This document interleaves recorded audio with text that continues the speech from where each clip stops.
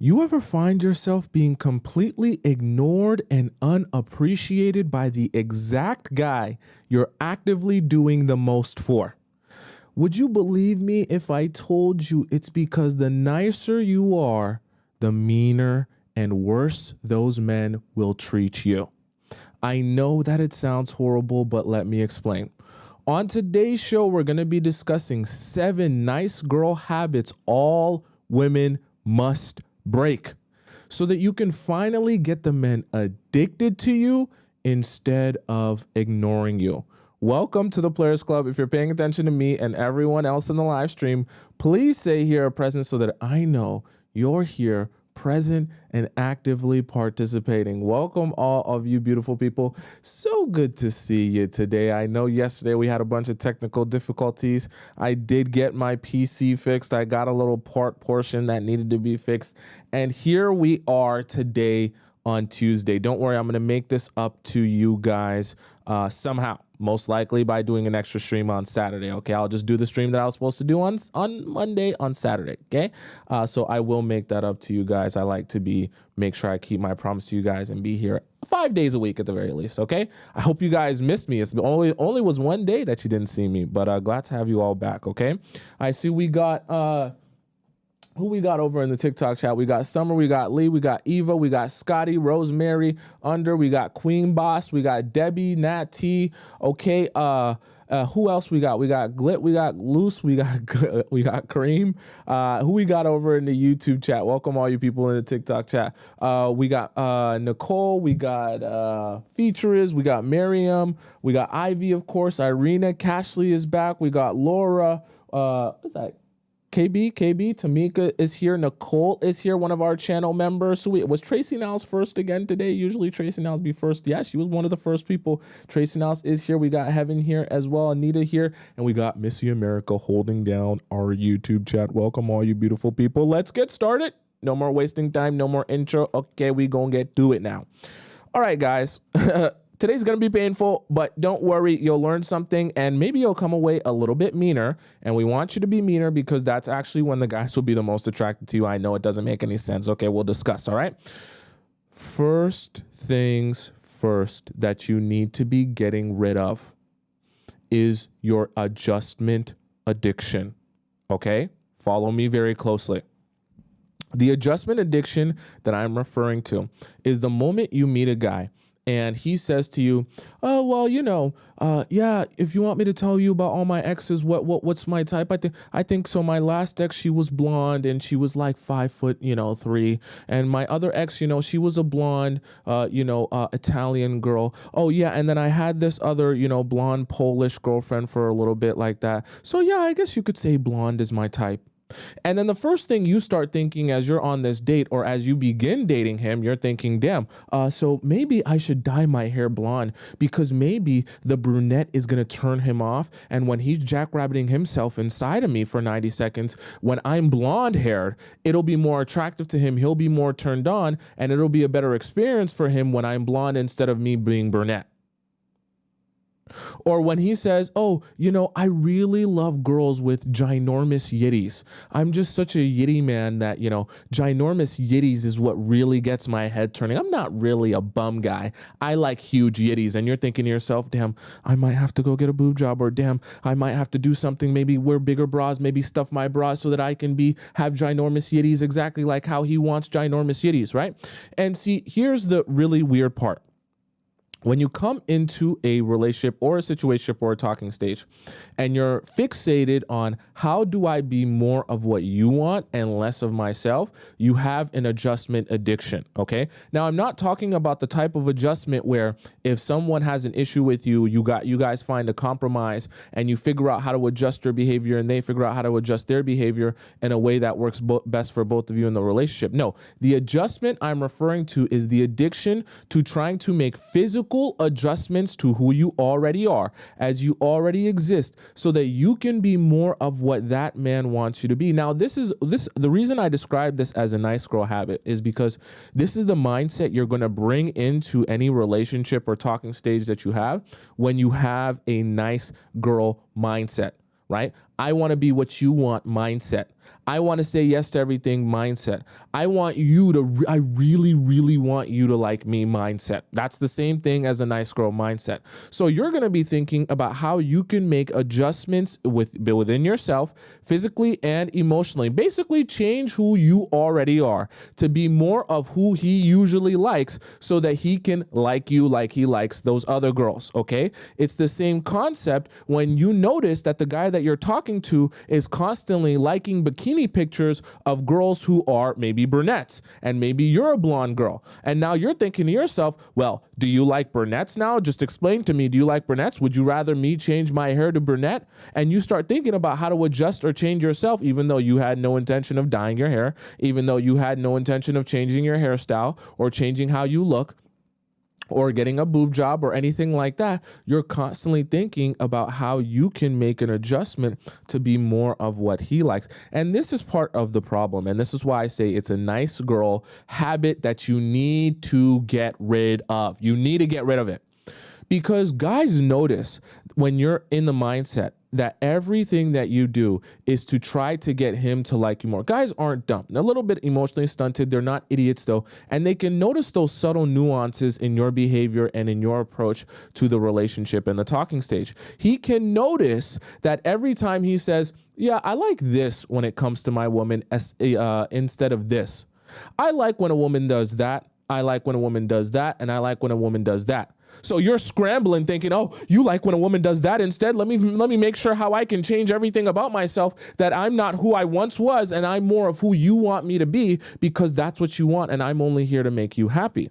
Now, I'm not saying that to say that you should never want to make your man happy. Of course, there's a balance there, but I'm saying that so you can start getting a better understanding of how that actually hurts you. Because the moment you start scrambling and saying, please, master, tell me exactly what you want. Do you want me to scrub this floor squeaky clean until you can see your reflection in it? If that's the case, just let me know and tell me exactly how long I should scrub the floor for, exactly how many times I should go around in circles, exactly what sponge to use, and tell me exactly when you're finally happy with my floor job. He's going to say to himself, I mean, great that you'll literally scrub the floor for me. Great that you have an addiction to making any sort of adjustment that I want you to make. But what he's not going to be doing simultaneously to being able to acknowledge that is respecting you. And remember, okay, this is the really important part. I want you to be paying attention. Okay. If you just, are still mesmerized that I'm back now, I want you really soaking this in now. You need to understand that a man's real life desire for you, I'm not talking about fake desire, like fake desire where he just wants to jackrabbit himself inside of you and, pretend to get to know you and pretend to build a relationship with you while he gets on his quest to doing that.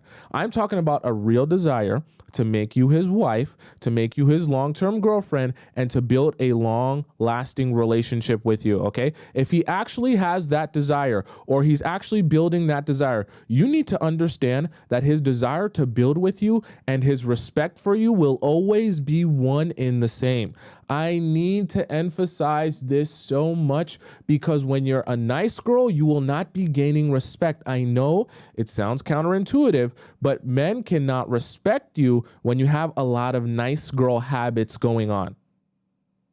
Because nice girl habits consist of a nice girl mindset, and a nice girl mindset is always focused on how can I change or adjust myself so that I am more of what you want. And the moment you are thinking about how to change or adjust yourself so that you can be more of what someone else wants, you will not be thinking of what are you bringing to this relationship and to this table. Are you the person that I'm looking for? Have you shown me that you're someone who I should be investing my time and energy into? And I want you to never forget, please never forget this, please never forget this, please never forget this. I want you to never forget that a function of the men approaching you, I'm hoping the men are approaching you and you're not approaching the men. A function of that is that they want something from you. If he wants something from you, i.e. what's in between your legs, your squirtle, or just more access to you because he likes you, he wants to get to know you, you are in a position of power, meaning you are the one that determines if you allow him to jackrabbit himself inside of you. It is not your job to make adjustments to be more of what he wants. He's the one that wants something from you. And he's the one that's going to be approaching you. So you keep your position of power, you keep your leverage, and until you decide that this is the guy who I'm looking for, you do not give him anything in return, especially nothing that's in between your legs. You don't unzip your pants for him, you don't take off your shirt for him, you don't use your hands, mouth, or feet for some of you weirdos. Okay? And I'm super serious about this. Do not approach your relationships with an adjustment addiction, where you're constantly thinking about what you need to adjust about yourself in order to fit that man's criteria. I can assure you, a man who really likes you and really wants to build with you will not be fazed by little nuances in your character that make you different. In fact, a man who really wants to build with you and really likes you will actually appreciate the character traits about you that make you uniquely you. He won't be actively thinking about how he can turn you into his ex. I want to let you in on a secret, okay? Because me and you are friends. If a man is trying to turn you into his ex or trying to convince you that being more like his ex would be, a better use of your time and you'd have a better relationship if you were more like his ex, I need you to quickly and efficiently run as fast as you can away from that man and that relationship. Because that ain't going nowhere good. You should not be trying to turn into his ex.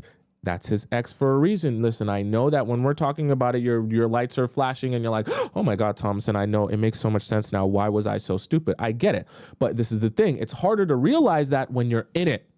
And natural, when you're a nice girl and you have a lot of nice girl habits, you turn into a pick-misha, as we also call it on the show, and you only are thinking about, okay, what change do I need to make now? What change is necessary today? What do I need to adjust about my life or the way I talk or the way I sit down or the way I eat food so that he'll like me more? And it's a vicious mindset, and guys get to the realization that, oh, she's going to change anything about herself that I want her to change. She's not going to be an individual because she has no individualism. She's only exactly what I want her to be, exactly how I want her to be it. So if I tell her, this is the thing, I'm going to start glitching. This is the thing. When the men make the realization, not only will you try your best to make any physical adjustment that he wants you to make and change yourself 180, and they'll also realize that you're willing to make any emotional or personality adjustment that they want you to make. And you know what? One of the first things the men will do, adjustments they'll try to get you to make when they realize that you have an adjustment addiction, they'll say things like, gee, you know what? It would be so much nicer if I could be in the type of relationship where the girl I'm with texts me all the time. It'd be so nice, G, if I could be in the type of relationship where the girl I'm with, takes me out for dinner.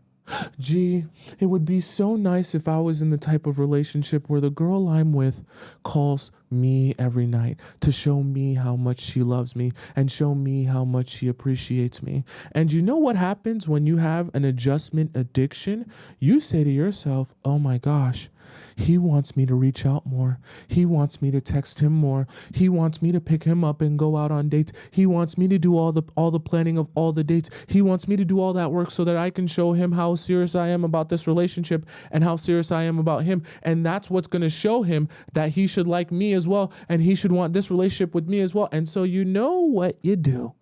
When you got an adjustment addiction and he recommends that to you, you begin chasing him, thinking that you're doing something positive by chasing him, right?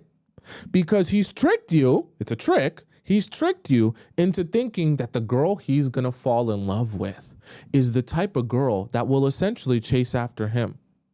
And the fact that that new type of girl that he's never been able to meet that chases after him is so different because she shows her affection and her appreciation, that's what's going to make him fall in love with that girl. And when you hear that, your spidey senses start tingling, your entire body starts tingling, your squirrel starts getting so lubricated, and you say to yourself, wow, you want me to chase you? That's how you're going to fall in love with the woman? I can show you just how much I'll chase. I'll do everything you can possibly ask for. I'll plan all our dates for the next 3 years. I'll text you every single day. I'll drop whatever I have going on in my life to be around you and be with you. And I'll show you how much I want this relationship and how badly I want it.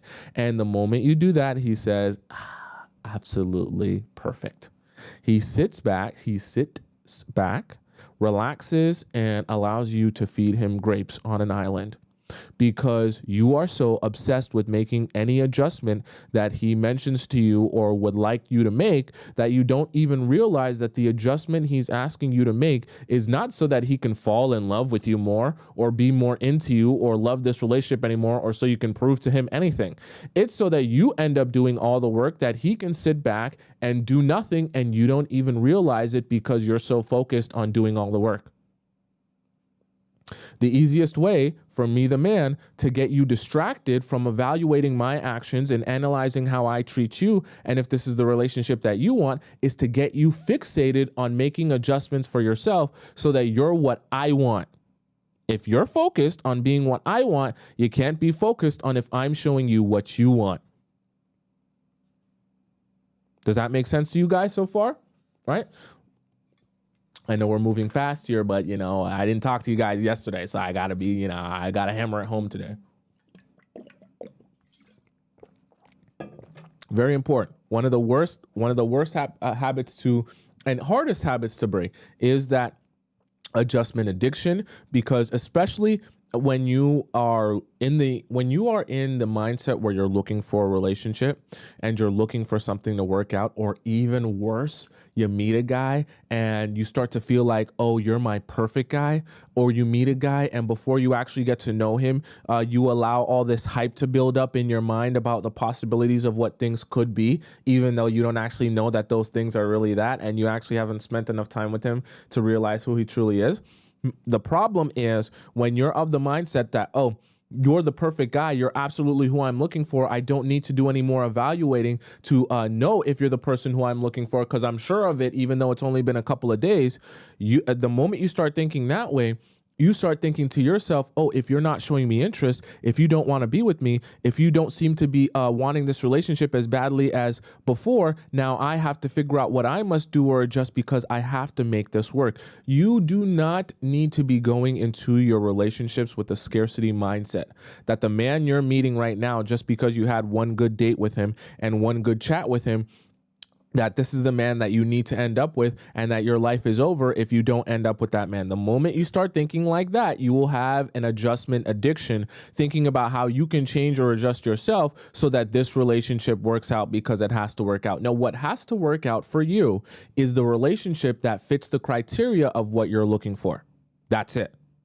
Whichever guy comes along in your life that shows you those things, that will be the guy that gets access to you. Not any man that asks you out on a date, and not any man that you sit in front, on a dinner date and slurp pasta with, okay? I need you to understand you're only going to end up with one man. You're not going to end up with 10,000 men, meaning you're going to go on a lot of dates, just percentage-wise, statistics-wise. I don't want to throw a bunch of math at you, but statistic-wise, that means that majority of the men you go on dates with will not be the guy you're looking for, okay?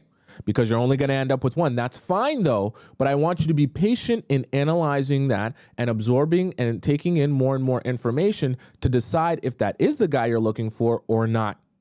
Okay, and build your skill set up in that. All right. So number one is the adjustment addiction. Number two I want to call it being a sacrifice Sally, okay? I'll say it again. Number 2 is being a sacrifice Sally. Now, when I say being a sacrifice Sally, I want you to imagine this, okay? Imagine it's the guy you're talking to. He's at the club, he's at this club, partying it up, getting twerked on, doing his thing with his boys. He's out with his boys. They've got some dance hall playing. You guys know dance hall. You should know dance hall. Work, work, work, work, work. You see me have you work, work, work, work, work. He's grinding up his waistline in the club, drinking some 1942. His boys got Casamigos in the with this other boy right over there. He didn't pay for none of it. Obviously, he's not paying for none of that. He's just in the booth. He's taking snaps and all that good stuff. You watching his snaps because you're at home. You're sad. You're missing him. You want him to spend this time with you. And you know what he does after he spends all this time in the club, dancing up a storm, moving his waistline on some other girls? He calls you up. Shawty, what's good with you? Yo, I'm leaving the spot. Yeah, I'm downtown, yo. So just I was just thinking of you, babe. So just let me know I'm thinking of you. So I'm trying to see what's up with you. I know we ain't spoken in like what's it been, like 4 weeks, something like that. But I want to come over to your house. I want to see you. Let me see you right now, yo. What you doing? Like, you in bed? Yo, get out of bed, yo. I'm gonna be at your place in like 15, yo. Like 15, yo. I'm gonna see you then. Now stop playing with me. I'm gonna be at your place. Like, stop playing around, yo. You know you want me to pull up on you. Okay, swear you don't want me to pull up on. I'm gonna be there. I'm gonna be there in 10. Okay, I'm gonna be there right now. All right. And the thing about it is that when he wants to see you, despite him not keeping contact with you, despite him not being consistent with you, despite him not showing effort with you, the fact that he calls you up, and that's what guys are going to do. They're going to pour it on. Oh my God, I haven't seen you in so long.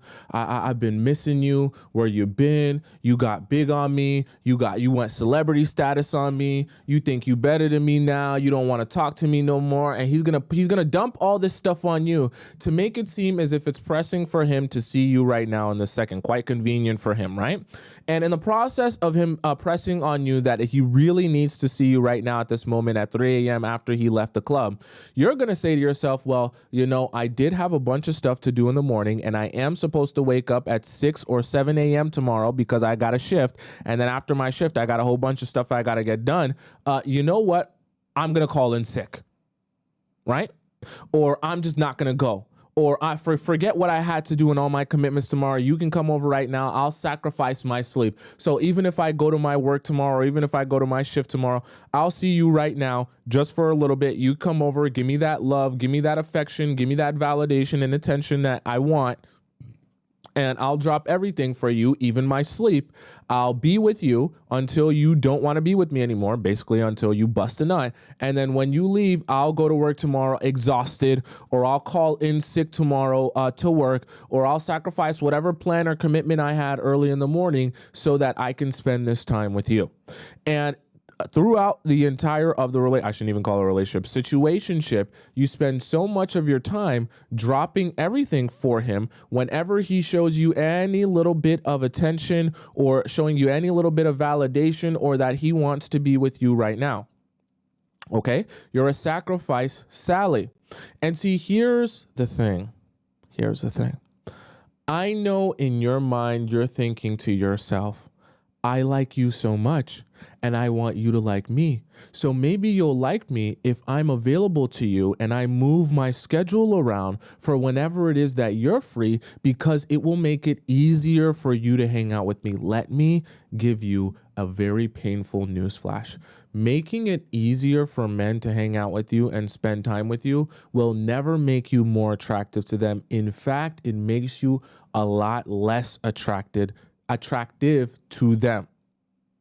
Why? Because they recognize that I don't show any commitment or consistency to you. In fact, I show a whole bunch of inconsistency with you and in our relationship. And the only time I hit you up is when it's convenient for me. And despite the fact that I only hit you up when it's convenient for me, you still drop everything for me. I'm telling you this not just because I've thought it before in my mind and done it before in my mind, but literally my own guy friends will tell me and in front of me, Call these girls up after they finish at the club that they know will drop anything for them whenever they call or whenever they text. It's like I'm saying this not so that it will shock you, so that you can understand that the guys know this. They're not stupid. They're not stupid. They know this.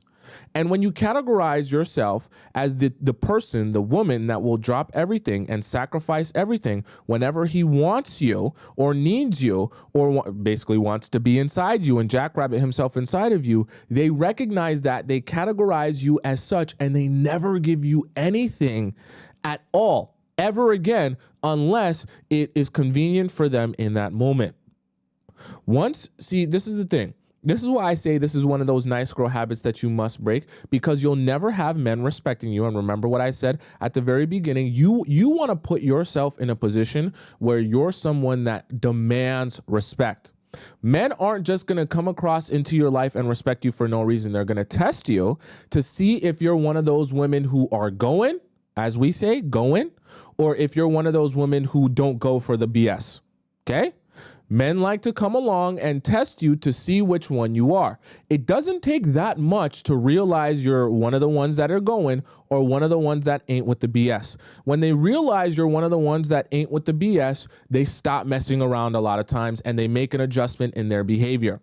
And they wouldn't dare say or do certain things with you. When they perceive you as someone who is going or someone who is with the BS, they will treat you as such, and even worse than that, they will actively give you even less, knowing that they don't have to invest anything in you in order to extract from you.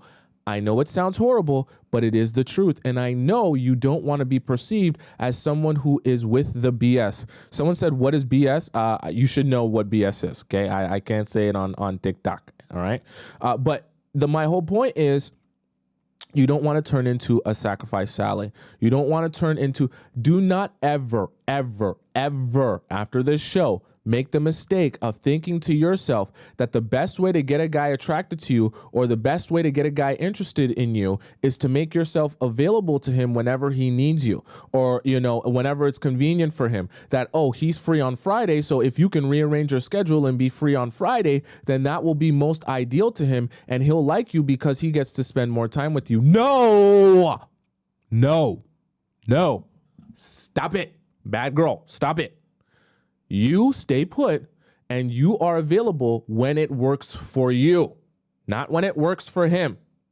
And in fact, even if you are available when he calls you up last minute, I purposely want you, especially at the very beginning, I purposely want you to deny those times, even if you're available and even if it does actually work for you, because I don't want you to allow him to perceive it as when he needs you, he can get access to you. No.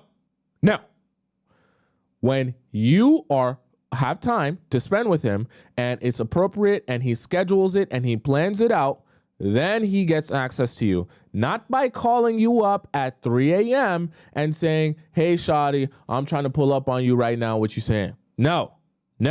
Okay. I know it's tempting for you. And I know when he finally gives you attention, it takes you over the moon. But I want you to understand that's not the type of attention you want. And you're not going to gain any sort of respect from those men when you allow them to treat you like that. Notice I said when you allow them to treat you like that. I know we all want to live in a perfect world where all the men in our lives treat us absolutely amazing and treat us all like princesses. I would love that for you too, but the reality of it is that is not the world that we live in, okay? The men will treat you like a princess when they realize they won't get access to you by treating you any other way. And when they realize that they don't have to treat you like a princess in order to get access to you, well, then they proceed to not treat you like a princess and continue to get access to you. Okay, so the choice, as horrible as it sounds, on how you get treated is actually yours. It's actually yours. You can decide which men have access to you and how they must treat you in order to receive and gain that access to you. It's your choice. Not mine, not any other man in your life. It's your choice. And the sooner you take control of that choice, the better off your relationships will be, because you won't have to worry yourself about how are you treating me. You'll just say to yourself, if you're not prepared to treat me how I expect you to treat me, you're done. You're done. It's very simple and you won't get another opportunity. And the only men that are in your life are the men that are going to be treating you accordingly. And then your life becomes very simple that way instead of complicated chasing all of these men around. Okay, right? Jazz says, so I was like, I'm not in the mood to see these things or deal with him. You shouldn't be. I mean, if you're talking about him calling you up, last minute and things like that, you shouldn't be, right? You should turn that down. You shouldn't even be responding to that. You shouldn't even have an option to do those things. Okay. Miffy says, how do you rectify this after you're already in a relationship with them? You're going to have to make a complete 180. And I'm gonna be honest with you. You probably want to watch my show, How to Get Your Power Back. But in the process of that, you're probably gonna realize that some of you have been building relationships with men where the only reason there is a relationship is because you're doing all the work. And for some of you, when you do a complete 180 and you watch my whole live stream on How to Get Your Power Back and you implement some of those things, you're gonna realize that after you implement those things, the guy that you're with is saying to himself, actually, I wasn't here to do a lot for you. I wasn't here to pursue you or chase after you or give you princess treatment. I was only here in this relationship because you were doing everything for me. Now that you've been listening to Tomisin, you've been joining the Players Club, and you realize how you've been doing wrong, and you're making a change now. I ain't here for that, because that's going to make me have to chase and pursue you. This is not the relationship for me. I want to be the princess here. We can both be a princess. It's either you or me, and it's got to be me. Right. And so some of you, when you try to make this flip, even if you're in a relationship, I hate to say it to you, some of you are going to come to the realization that there is no relationship if you're not doing all the work.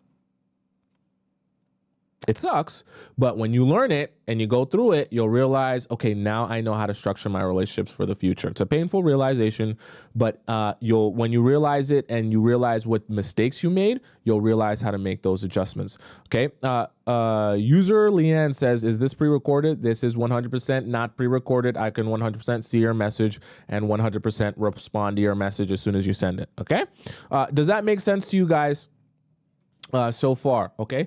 Cashley says we're about revealing intentions and levels of interest around here. 100%. When you join the Players Club, you'll realize that overall the best thing for you to be doing is to be shutting your mouth, not because you don't have anything important to say, but because the best way for you to determine if someone is who you're looking for is by gathering information, by allowing them to talk.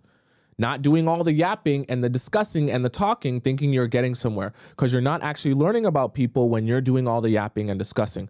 When you're doing all the listening and gathering of information and asking good questions, that's when all of the amazing parts of relationships and all of the answers will come to you. And you won't be confused about people, and specifically not men, okay?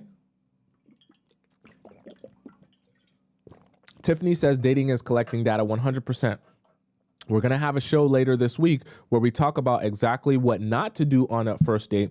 And a lot of it is focused on the mistakes you'll make when you're going on this date, thinking about how you can enjoy yourself instead of thinking about how you can extract information. Because the reality of it is you'll enjoy yourself the most in a relationship when you're trusting someone with your deepest, darkest secrets and your soul and your intimacy, someone that actually deserves that, right? Not someone who is just going to take that and utilize it to their advantage type of thing. That's when you'll actually enjoy yourself in the long run. Okay, so number one was the adjustment addiction. Number two was being a sacrifice Sally. Now, number three is what we call, okay, this is stop pooping time.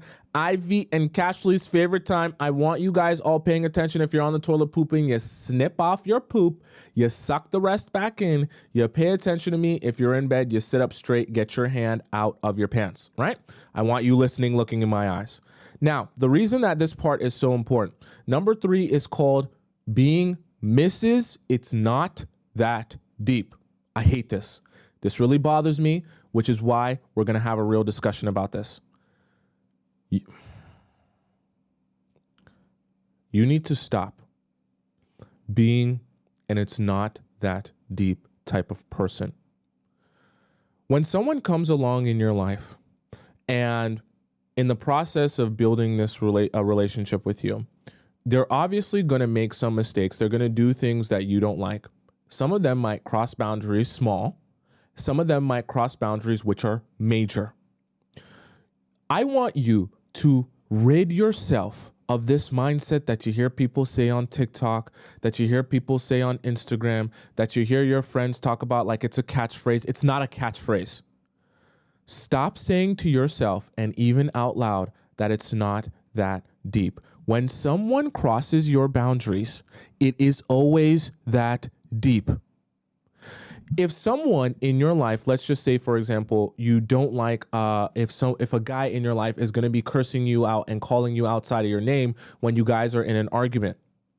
If you guys get in an argument and he's really upset about something you did and he starts cursing you out and calling you outside of your name, you're done. You're done. We're not even going to have any more of a discussion. I already made it clear to you what the boundary is. If you cross that boundary, you're done. You're done. So until you realize how to make this adjustment, or you realize how serious it is when you cross my boundaries and how little patience I have for someone who's going to cross my boundaries, especially after it's been stated, if you're not going to be able to realize that or not be able to make adjustments because when you get mad, you just get so mad that you can't think straight, cool, then you're not the person I'm looking for. Perfectly fine with me. I'll find someone who can control their anger and doesn't have to call me outside of my name when we're in an argument. You need to understand that men, right, in your life that want to take advantage of you, not every man, but the men that come in your life that want to take advantage of you are going to try to convince you that everything is not that deep. Because when that mindset fills your brain cells and you start soaking in that day in and day out, that it's not that deep. It's not that deep. Don't worry about it. Who cares? Don't be a complainer. Don't be a party pooper. You don't have to address everything. You don't got to be mad about everything. You start to convince yourself. You literally, this is crazy. You start to gaslight yourself, your own self, that your problems and your boundaries are not real problems and not real boundaries. Because then you'll say to yourself, if I complain, it's supposed to be, it's not that deep. I'm supposed to be mad chill. I'm supposed to be a cool girl, right? I'm supposed to be the fun girl. The fun girl's not going to address stuff. The fun girl's not going to get mad. The fun girl's not going to ask for an apology or demand an apology or expect an apology. The fun girl's not going to withdraw when her boundaries get crossed. The fun girl's not going to punish someone for doing something wrong to them. I should just say nothing. I should just hold it in. I should just be quiet. I should just realize that it's not that deep and I shouldn't worry about it too much. And as you begin that process of continuing to believe in that, and that becomes your whole character, it's not that deep. Your missus, it's not that deep, right?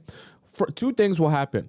The first thing that will happen is you're going to have a buildup and a buildup and a buildup of all of this emotional weight, and eventually you're going to explode. Okay, that's just how it's going to be. And the second thing is he's going to realize that when he does cross your boundaries or he does do something wrong to you, because guys aren't dumb. They know when they cross boundaries, especially major ones that you've discussed before. And they also know if you're not making them face consequences that are equal to the boundary that they've crossed. So for example, if you tell in the example that I gave where a guy cusses you out and calls you outside of your name, calls you out all type of crazy names while you guys are in an argument or in a fight, yelling at you, screaming at you and all that stuff. If in the process of that, after that, you just say it's not that deep and then you return to things like everything's fine because you want to forgive him and you don't want to draw things out, what that's going to show him is, oh, okay. So that means when I do cross the boundary that has been established as a boundary, she would rather be comfortable in our relationship and not address it so that we don't have to be at odds, then address it and have an uncomfortable conversation at the risk of maybe me saying as the man that I don't like that you're addressing this, or why are you complaining, or why are you saying this, or why are you saying that type of thing. And this is why I call it a nice girl habit, because when you want to be a nice girl, you don't want to have uncomfortable conversations, especially when the uncomfortable conversation consists of something that has been done to you that you feel wronged about, that you feel someone has crossed a boundary of yours, and an uncomfortable conversation would consist of you sitting them down, addressing what they did to you, why you don't appreciate it and why you won't tolerate it. That's an uncomfortable conversation. But when you have the nice girl habits flowing through you, you do not want to address situations or have uncomfortable conversations. You only want to be as nice and as quiet and as carefree and as the word I'm looking for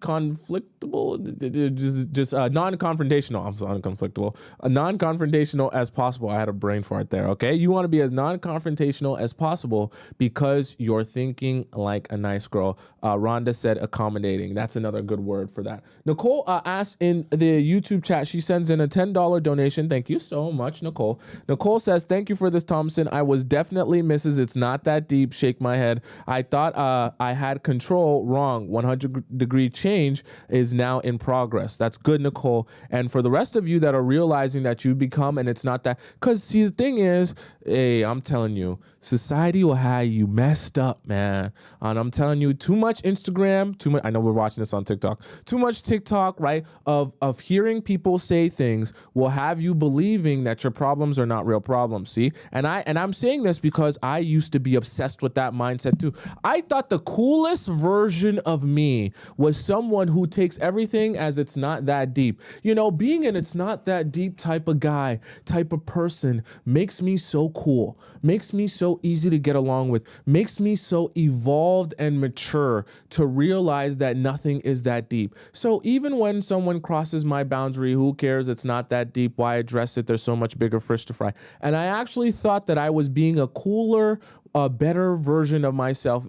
Debly says nonchalant, right? Nonchalant version of myself, very, very, very demure, very cutesy, very mindful, right? Version of myself by being, and it's not that deep type of person. In reality, I was only hurting myself and my relationships and my ability to cultivate good, healthy relationships by not knowing how to set boundaries and address people directly when I have a problem or issue with them.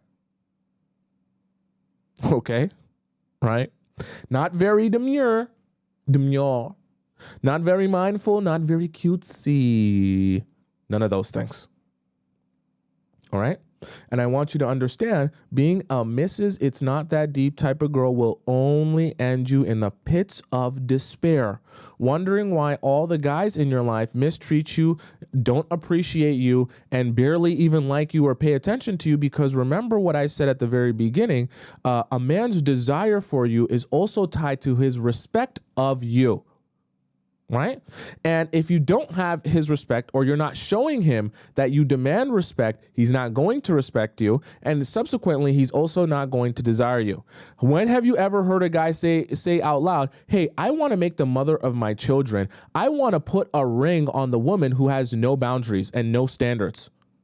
I want to put a ring on the woman who will say yes to me and anyone else. I want to put a ring on the woman who literally lets people walk all over her to the point where she's literally a doormat for everyone." Because you can't just be a doormat for your husband. If you're a doormat, you're a doormat for everyone. No man has ever said to himself, "I want to put a ring on the girl who's a doormat for everyone, that everyone gets to walk all over, that everyone gets to use and discard of. I want to make the mother of my children the person that everyone treats like trash." Nobody says that. No man says that. At least I'll let you in on that secret. So if guys are trying to convince you of that, or trying to convince you that the best way to get him to like you is to treat yourself with no respect and have no self-respect and cast everything aside as it's not that deep, they're actually lying to you. And the reason they want to, the thing is, I don't have any reason to lie to you. So the reason those guys want to convince you of that is because if you are someone that is always like, "Oh, it's not that deep, who cares, it's not that big a deal, I'll let things slide," who does that benefit? That benefits the guy that you're talking to, because you won't address things. He won't have to apologize for anything, and he'll get to cross any boundary he wants, however he wants to cross it, without ever being addressed or without ever being told no. So that benefits him by convincing you that you should go about your life as if nothing is that deep or nothing is that important. Okay? right? And you'll realize this even in your friendships as well. This isn't even just a relationship thing, right? People in general and friends in general who are trying to take advantage of you will always try to throw on you. It's not that deep whenever you try to address something towards them, okay? Misha says, is this pre-recorded? Absolutely not. Okay, I am here live and direct for all of you, answering your questions as well. I see them all. Okay, so Lida says, but I feel like not addressing things keeps things alive. Absolutely not. Lida and anyone else who believes that it does not keep any relationship alive by not addressing things or ignoring addressing things. You think it keeps it alive because when you don't address things, it allows things to go on for even longer. But I can assure you the problems that exist in your situation or relationship at the very beginning will exist in the middle, and they will exist at the end. They never go away. Never. In fact, they only get worse as time goes on. Because when people come to the realization that they can treat you a certain way without any consequences, it continues to go on and it continues to escalate in intensity until there's a breaking point. That's the truth of the matter. So when you ignore things or you don't address them, thinking that you're keeping things going by not addressing them, what you're actually doing is just allowing things to go on for a longer period of time while the intensity of the slip up or the thing that needs to be addressed grows. Because it's going to grow day by day by day. And eventually there's going to be a breaking point. Either you're going to break or the relationship's just going to break overall. Or you're going to be so discombobulated about how far gone this relationship is that you're going to be wondering, where did I go wrong? And you're going to feel like you can't leave the relationship because at that point you will have invested so many years, or for some of you, decades of your life into that relationship before realizing that I can no longer function in a relationship like this.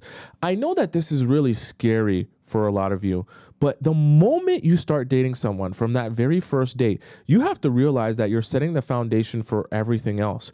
So in the odd chance that you end up dating someone or you start going out on dates with someone that ends up being a partner of yours for years to come, you have to realize that like everything you do, every decision you make, everything that you let slide, that is setting the precedent for the rest of the relationship. So if you make the mistake of the guy that you actually want to build with, doing a lot of stuff that you really don't want to set a foundation on for the rest of the relationship, you're going to be very frustrated down the road 2-3 years with that guy when you realize, oh my God, all this stuff that I'm trying to now go backwards on, trying to readjust, trying to undo, I should have been super focused on doing that stuff at the beginning.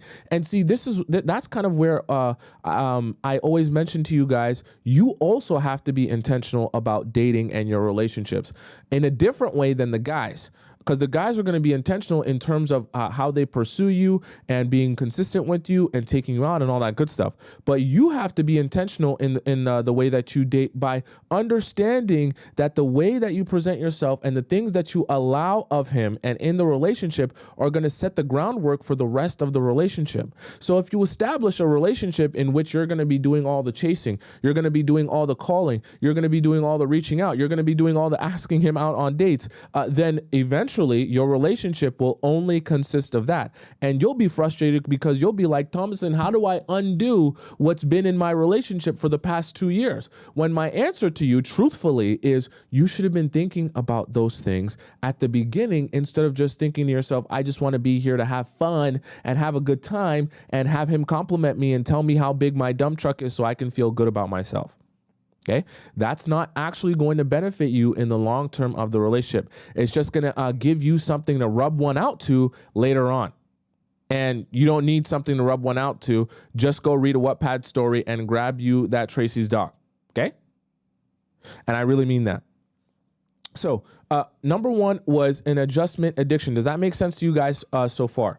Adjustment addiction, number one, right? Being a sacrifice Sally, number two. Mrs. It's not that deep, number three. And number four. Okay, number four.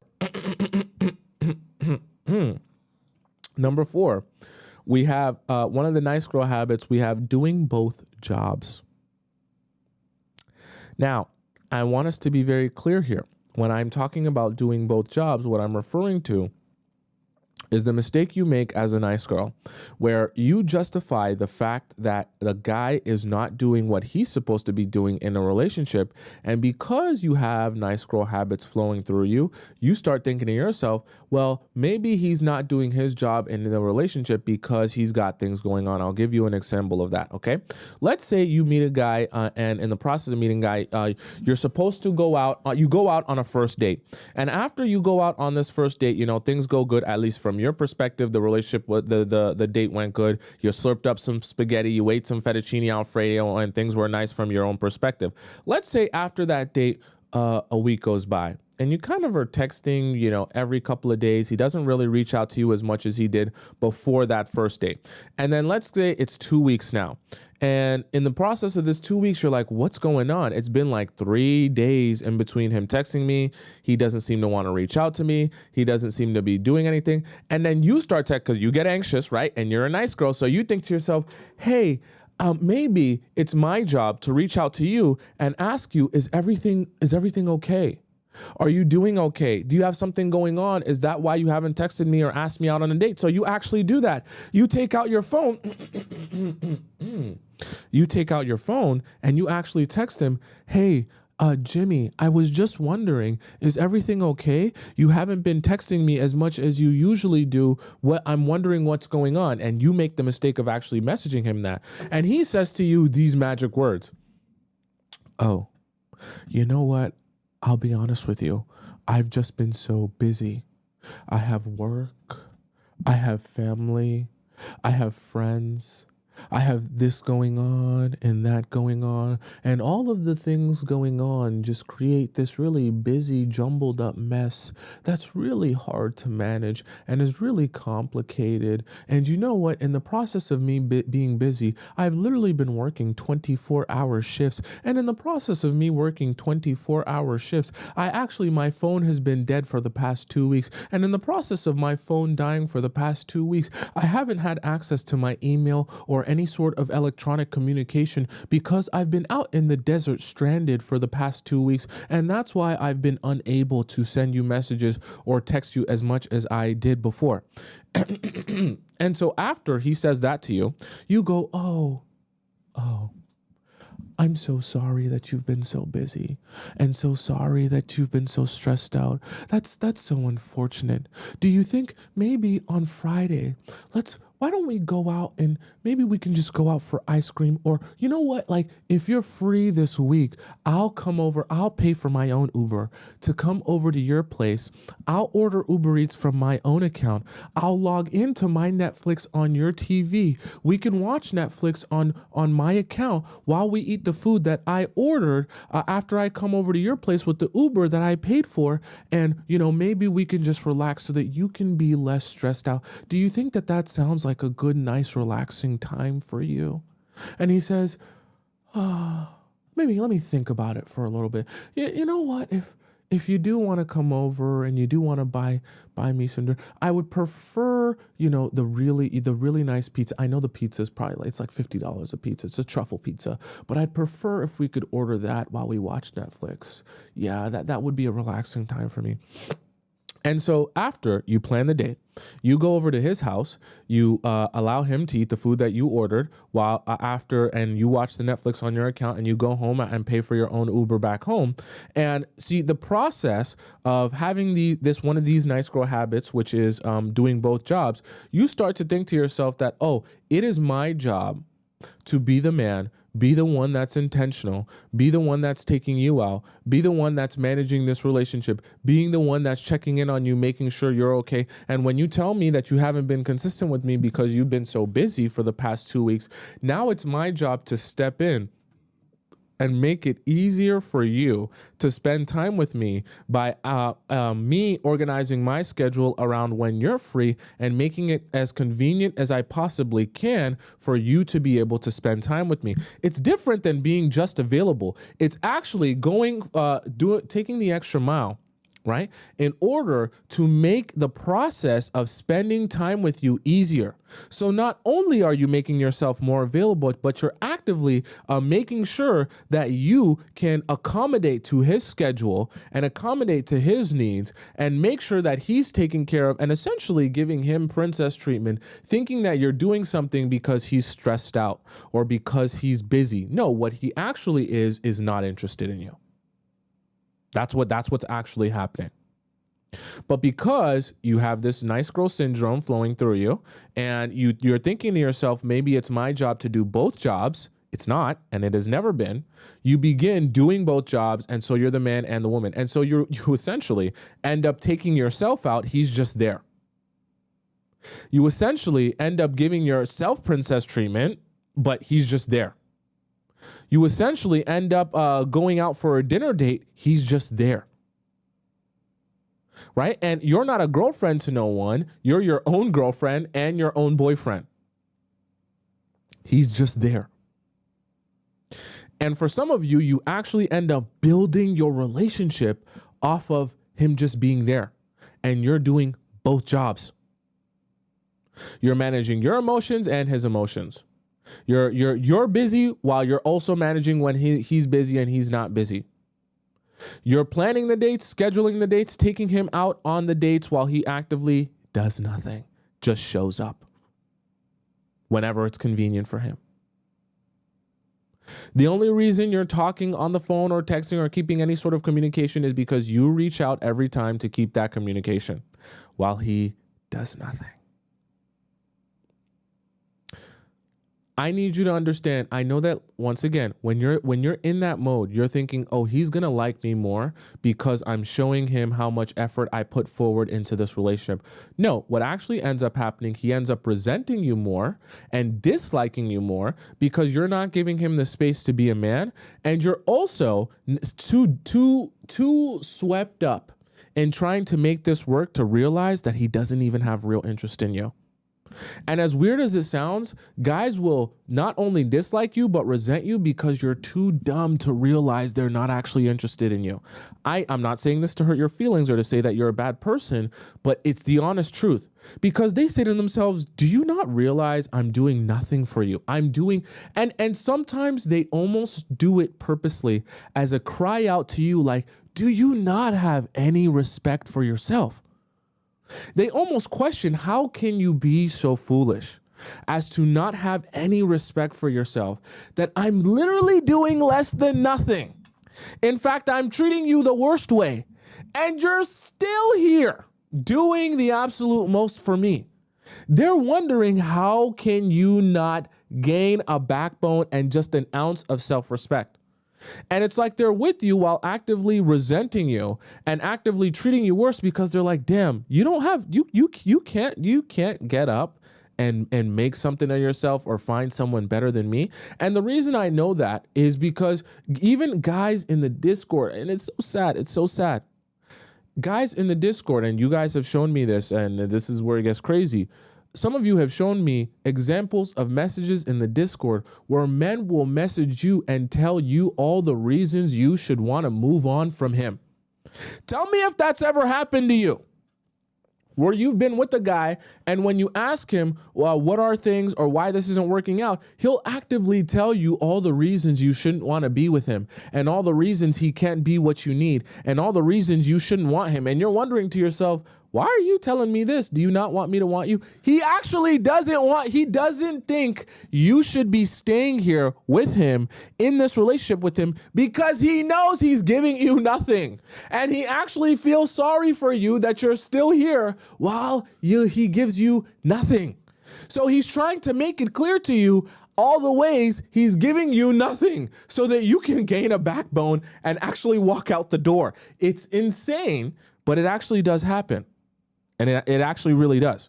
And this is real life. And I want you to recognize that so that you can start saying to yourself, I'm doing both jobs. I'm the girlfriend and the boyfriend. Why am I still here? It makes no sense. It doesn't serve me. It doesn't benefit me. I'm not getting anything out of it. And in fact, I'm getting emotionally and physically and spiritually drained. Why am I here? Some of you haven't asked that question to yourself, and you need to ask yourself that question. Why am I here? How does this serve me? Is this mutually beneficial or just one way? What am I getting out of this?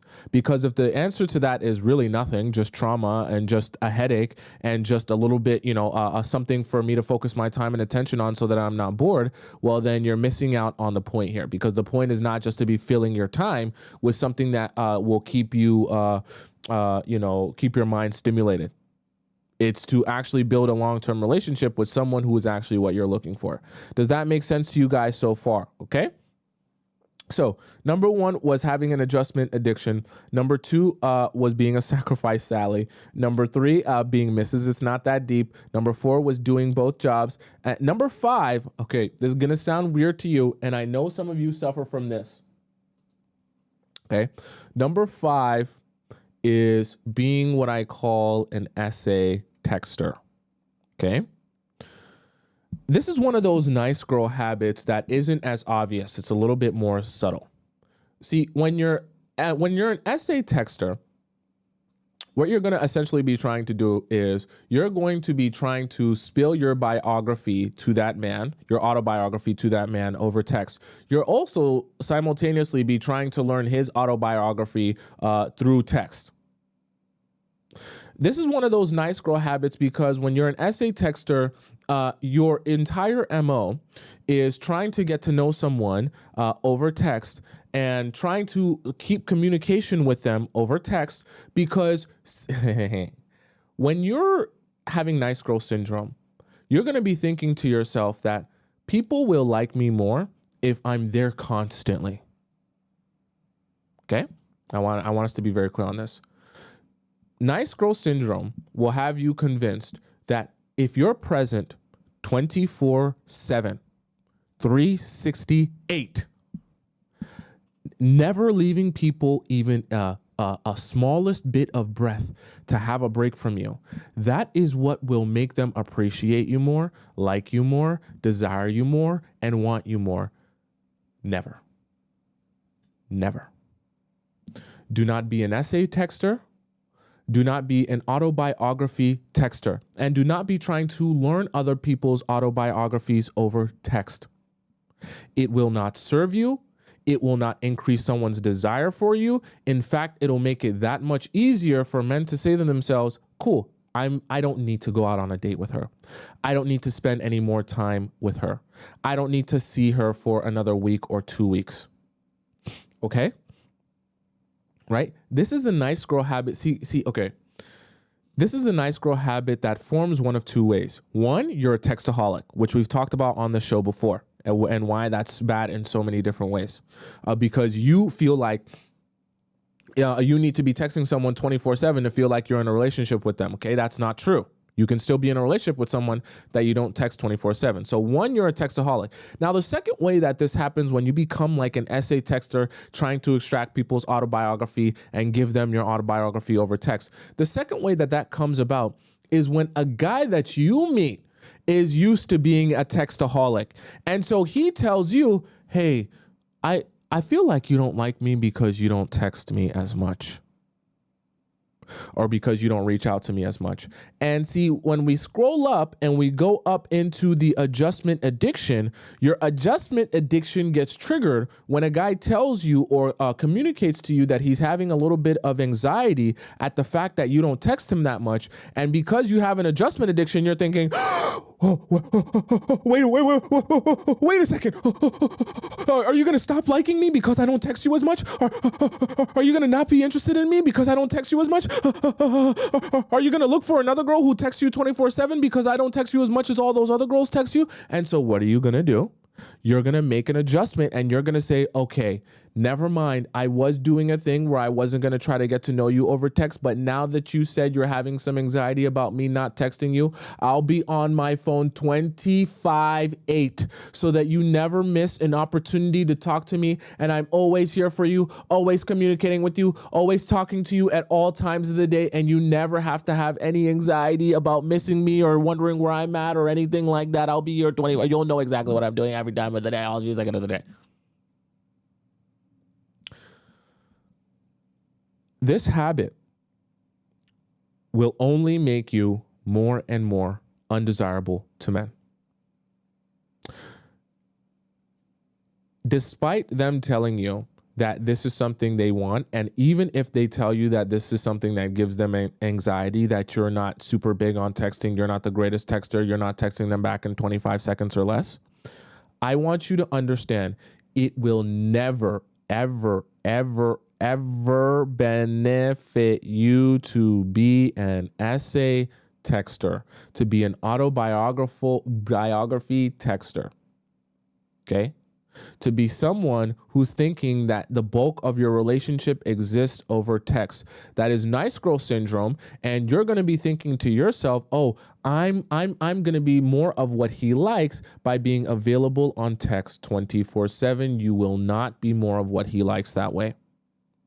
And it is like a virus that will take over your mind and actually make your life worse, because the guys that you're trying to attract more and trying to get to desire you more because you want them will actually desire you less because you're doing this. Because you're trying to be available on this cell phone 24/7. Okay?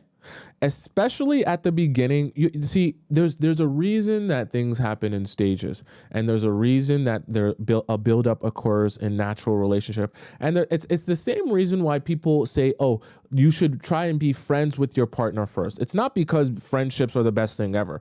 It's because the process of being friends first, okay, even though I don't advise to just be casual friends with people that you want to be romantic with, what they mean by being friends first, what they mean is allowing your relationship to build up over time and being patient in getting to know someone before you make the decision of jumping right into sleeping with them. That's what they really mean. And allowing yourself to analyze, do we even have a real connection here first before we just jump into things? And who are you really first before we just jump into things? Okay. And the reason I say all of that is because the natural occurrence of how things are supposed to build up over time is okay. Meaning that when you go out on a date with someone and you might not see them for a week, or you might not speak to them for a week, what do you think is happening throughout that time where you're not speaking to them as much because you haven't gone on a date with them in that time frame? You're able to think about the person. You're able to analyze, I kind of like spending time with them. I can kind of contrast what it's like to be around them versus what it's like to not be around them. And as time goes on, you realize that you enjoy, the guys at least, I will speak for the guys realize that they enjoy their time with you way more than they enjoy their time away from you. And as they continue to spend more time with you and they continue to enjoy that time with you, it builds up and builds up and builds up, and their desire to see you more builds and builds and builds until they say to themselves, I can't just be with you casually dating you. You need to be my girlfriend because I want that much of you, right? I want that much emotional and physical access to you, that I want us to be committed to each other so that I can get that next level of access to you. And as it builds over time, there's a reason for it building, so that it can come to a breaking point where he says, no, I want you in this capacity, right? And he can stay driven throughout that time period. Okay. And being an essay texter will only make it easier for him to say, you know what? I see you and I talk to you what feels like 24/7, and I never really get a break from you. So how are guys, especially from the very beginning, ever supposed to contrast what it's like to not have you in their life when you're always in their life? How are they supposed to contrast what it's like to not speak to you when they're always speaking to you? I know it sounds horrible, and I know it sounds like, but Tomisin, that's so mean to not text guys on purpose and not try to be available over text and not have these text conversations. What if he wants to have a text conversation? Who cares? Who cares? Who cares? You're not here to be the nicest girl ever, because the reality of it is he ain't gonna like you for being the nicest girl ever. He gonna like you because you're the girl he wants. And the reality of it is, guys aren't stroking themselves to the nicest girl ever. They're stroking themselves to the most desirable women, who are the dream women.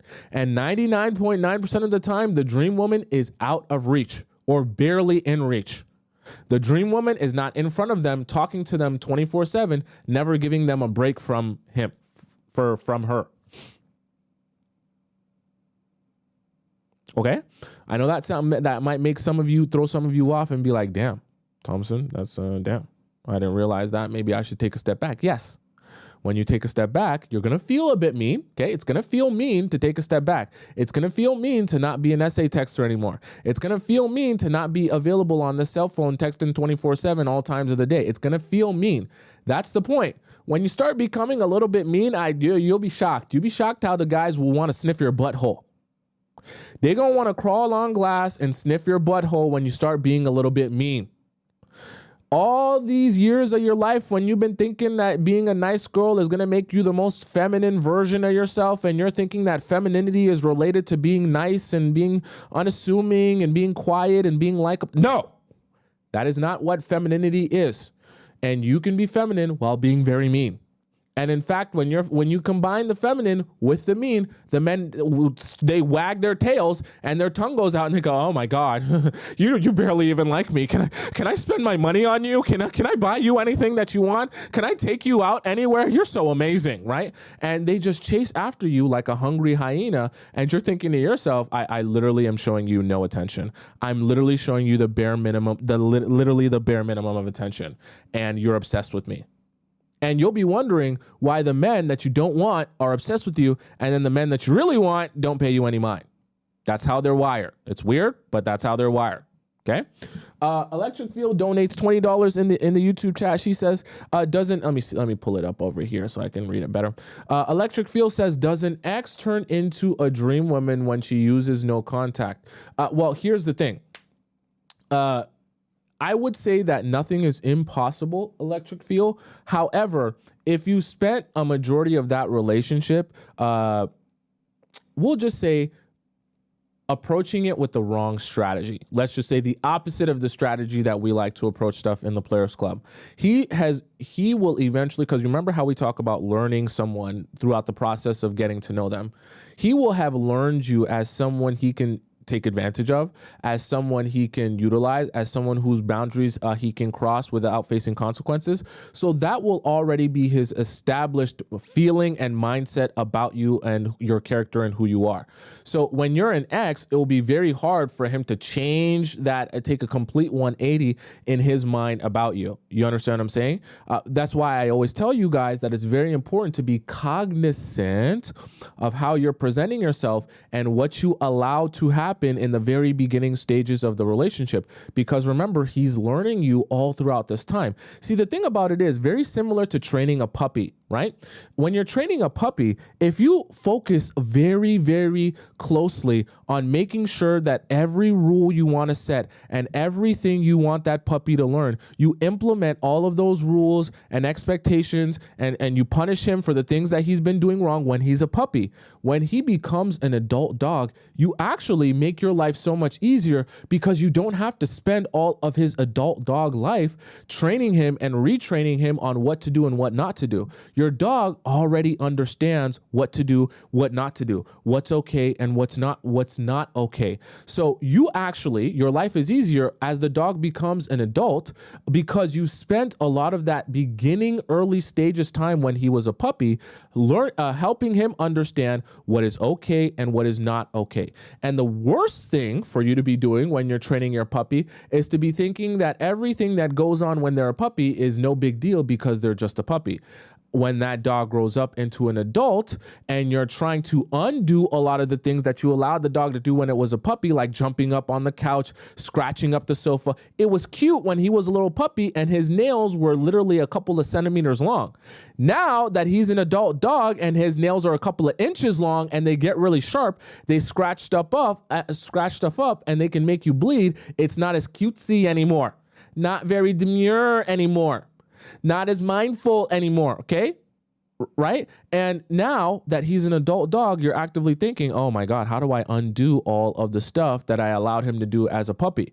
But at that point, it becomes a lot harder to train your dog into the right and wrong thing to do. So I say all that to answer Electric Field's question, when someone becomes an ex, they're like an adult dog at that point. So they have already been trained to treat you a certain type of way. And it becomes a lot harder to try to think to yourself, oh, now after you become an adult dog, dog in our relationship, I'm going to try to undo all of those things and all the ways that I've allowed you to act in our relationship. So simply no contact is not necessarily just going to flip their mindset towards you. You understand what I'm saying? The same way, it's not like you can just ignore your dog or be mad at your dog for a little bit and then all of a sudden your adult dog is never going to do those things again. You're really going to have to go through the process of retraining your entire dog. And even some dogs, it's very difficult to retrain them after a certain amount of time of allowing things to slide. Okay? Does that make sense? Someone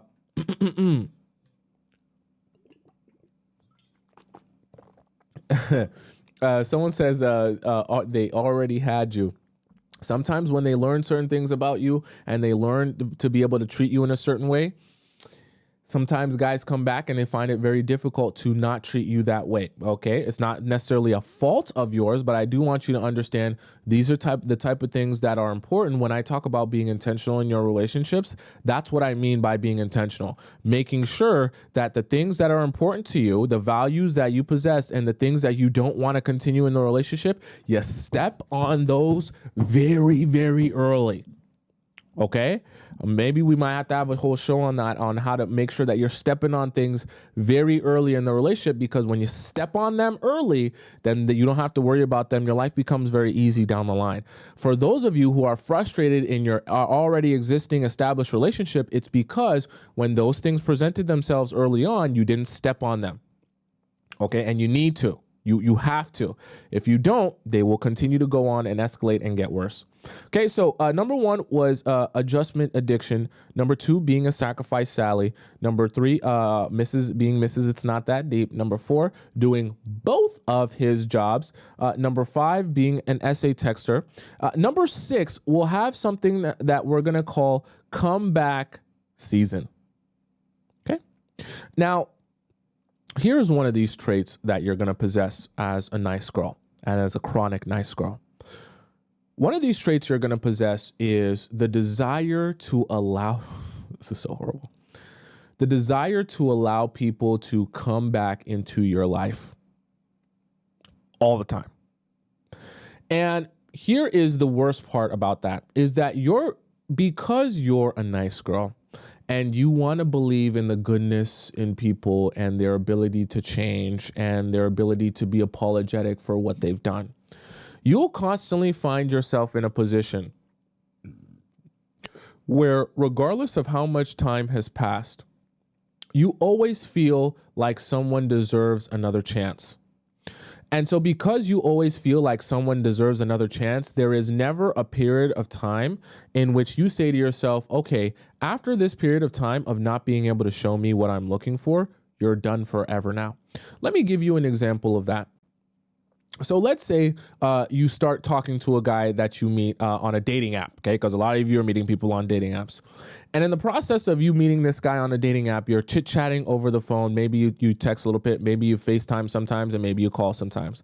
But he never seems to ask you out on a date.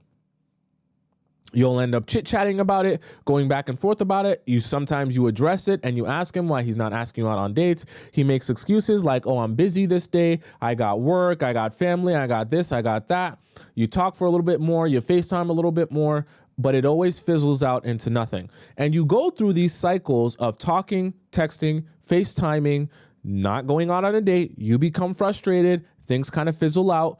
And then there's a period of time, maybe 1 month, a couple of weeks, or a couple of months that you guys don't speak. And then he comes back, oh, I miss you, what you've been up to. I haven't heard from you in a bit. And you go through the same cycle over and over and over again. See, you're entertaining what I call comeback season. And this is a nice girl habit that you need to end. Because when you show people that there is no time constraint on how urgent it is to put their best foot forward, you allow them to realize that treating you bad this time doesn't really mean anything, because they can just come back from the dead, as so to speak, and be back in your life just by waiting a period of time. Are you following what I'm saying?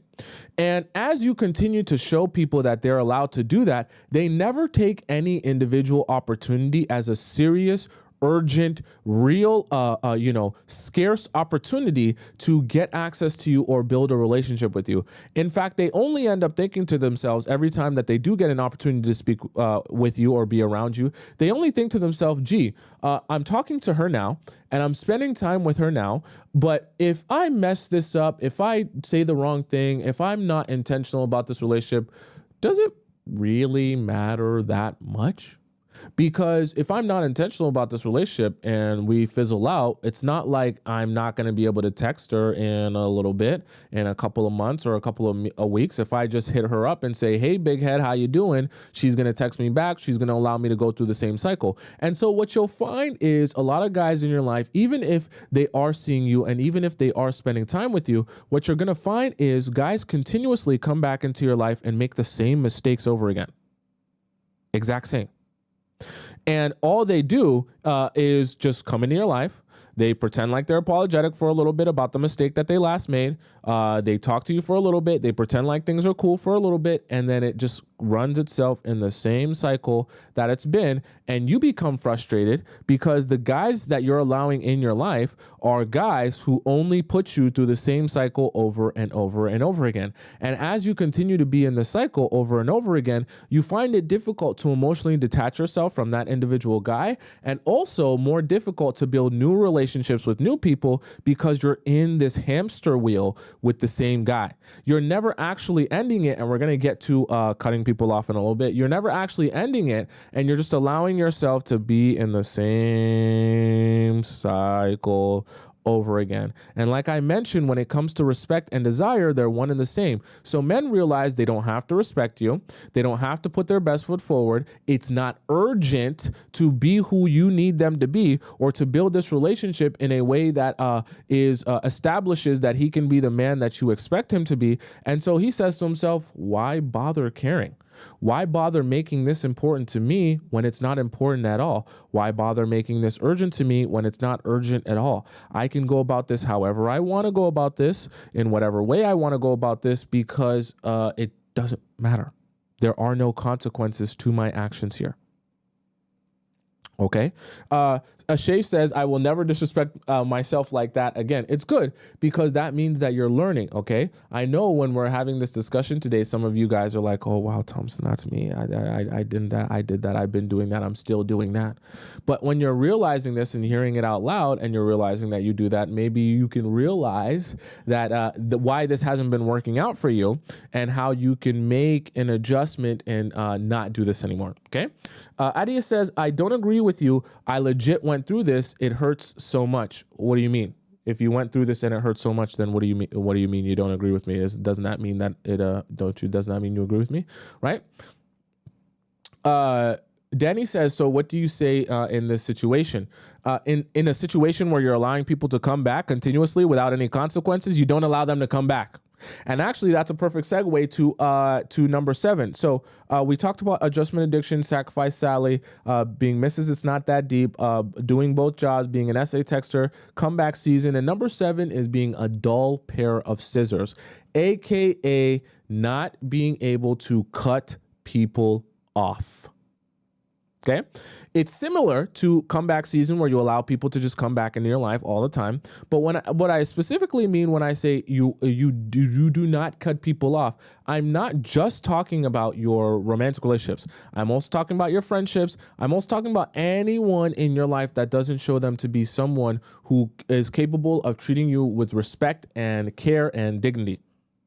Okay. And see, the thing about it is, this nice girl habit is not just something that guys perceive from the way that you go about your relationship with him. They also perceive it from how you go about your relationships or friendships with other people. They also perceive it, by how you allow your ex to treat you, or whether or not your ex is still in your life. See, one of the major mistakes that some of you are making when you're trying to build new relationships with new men and you want them to respect you. See, your past relationship, it can really, really hurt you or help you building future relationships. Why? Because that is a prime example of what will happen to the new guy if he doesn't do the right things or act according to the script for what you want or what you're looking for. It will also show him what he can get away with if he acts the same way that your ex did. And so this might sound a little complicated, but when you go on your dates and in your talking stages and you're talking about your past relationship, you don't realize, you think that you're just talking about your past relationship, but you're actually making it very clear to him where he stands with you and where he could stand with you in his relationship, were he to do certain good things and were he to do certain bad things. Because if you go on and you tell him about your past relationship and specifically your ex, and you tell him how he cheated on you 20 times, you tell him how he disrespected you all these times, you tell him how he slept with 3 of your best friends, you tell him how he went behind your back and he lied to you and manipulated you and all that stuff. And then you go on to say, me and my ex, we share a dog. So, we kind of still talk here and there. And, we kind of still associate with each other because we work together or because we go to the same gym. So when I see him, I just say hi to him, but it's nothing that serious. Or sometimes he texts me, but we're just friends now. We're in the same friend group. So, it's not that deep. We just try to keep it, not too serious and lighthearted. You want to know what guys perceive of you when you have this nice girl habit that you have an inability to cut people off? They say to themselves, oh, good. This is great. I know I shouldn't have to have respect for her. I shouldn't have to care about anything I do here. In fact, I also know I've got a way bigger schlong than her ex. I can D her down way better than her ex. I'm probably taller than her ex. I'm probably richer than her ex. I probably got more muscle than her ex. Okay, I'm jacked up, right? And I'm just overall a better man than her ex. So what guys think to themselves, because this is what guys are always thinking. When you tell him stories about your ex and how he treated you, and if you allowed him to still be in your life after mistreating you, he thinks to himself, oh, perfect. I'm way better than that man. So if he got away with that, I know I can get away with 10 times as much.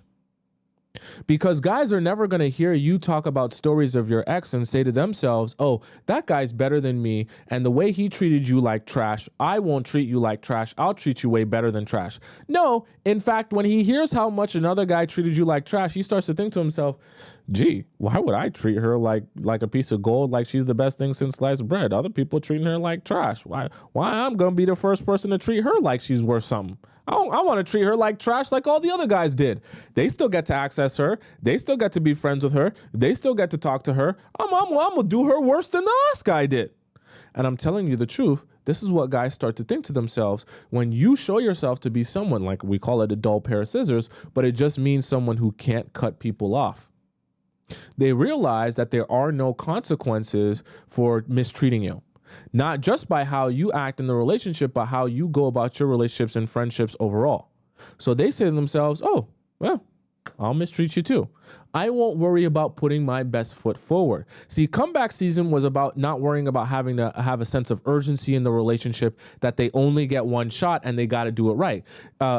Being a dull pair of scissors is the realization that they can present themselves any way that they want in this relationship, and it doesn't matter because there are no consequences overall.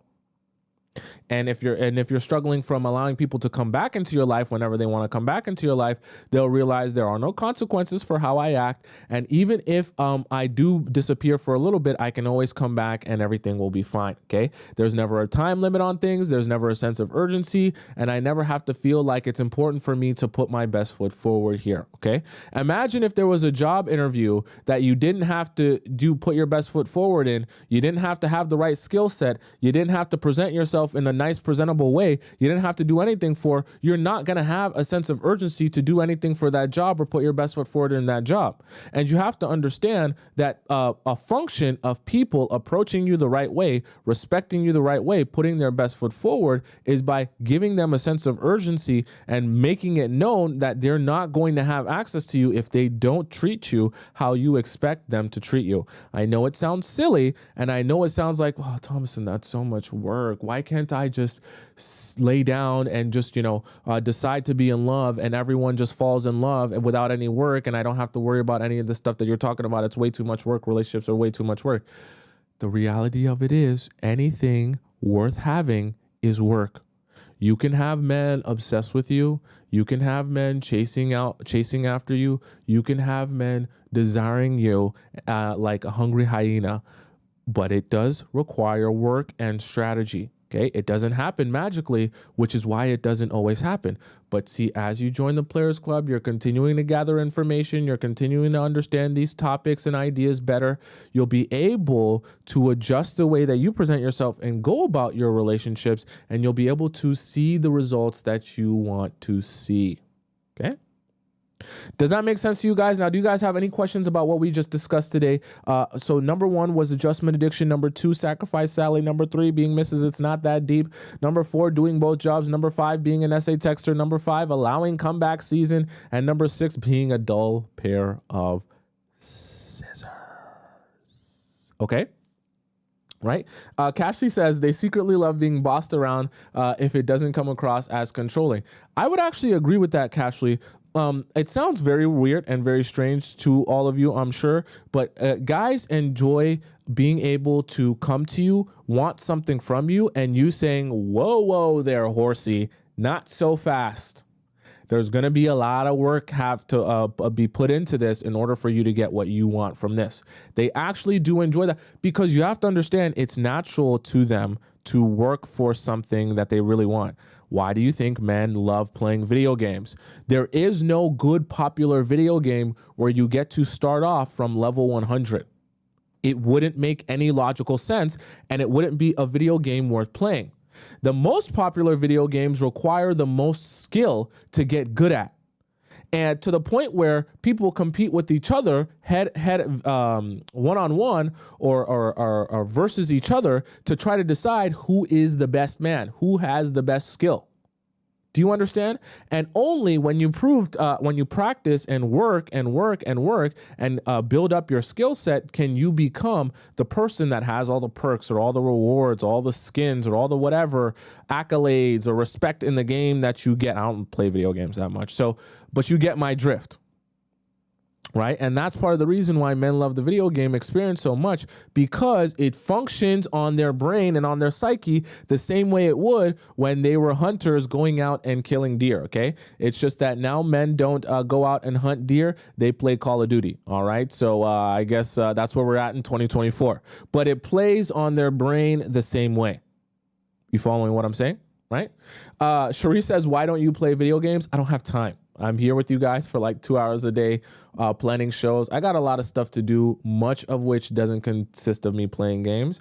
And I just don't like spending my time doing stuff that doesn't, give me anything in return. I'm not providing value to the world by playing video games. But this is not to diss any guy that plays video games. If your man plays video games, that doesn't mean he's a bad person. He's just not my cup of tea, okay? Okay, does that make sense to you guys? AD says, can you fix this after doing this? Yes, theoretically you can. But like I said, if you're in a relationship with someone and you've already established the dynamic, it's like trying to teach an adult dog how to not do any of the things that you've allowed him to do since he was a puppy.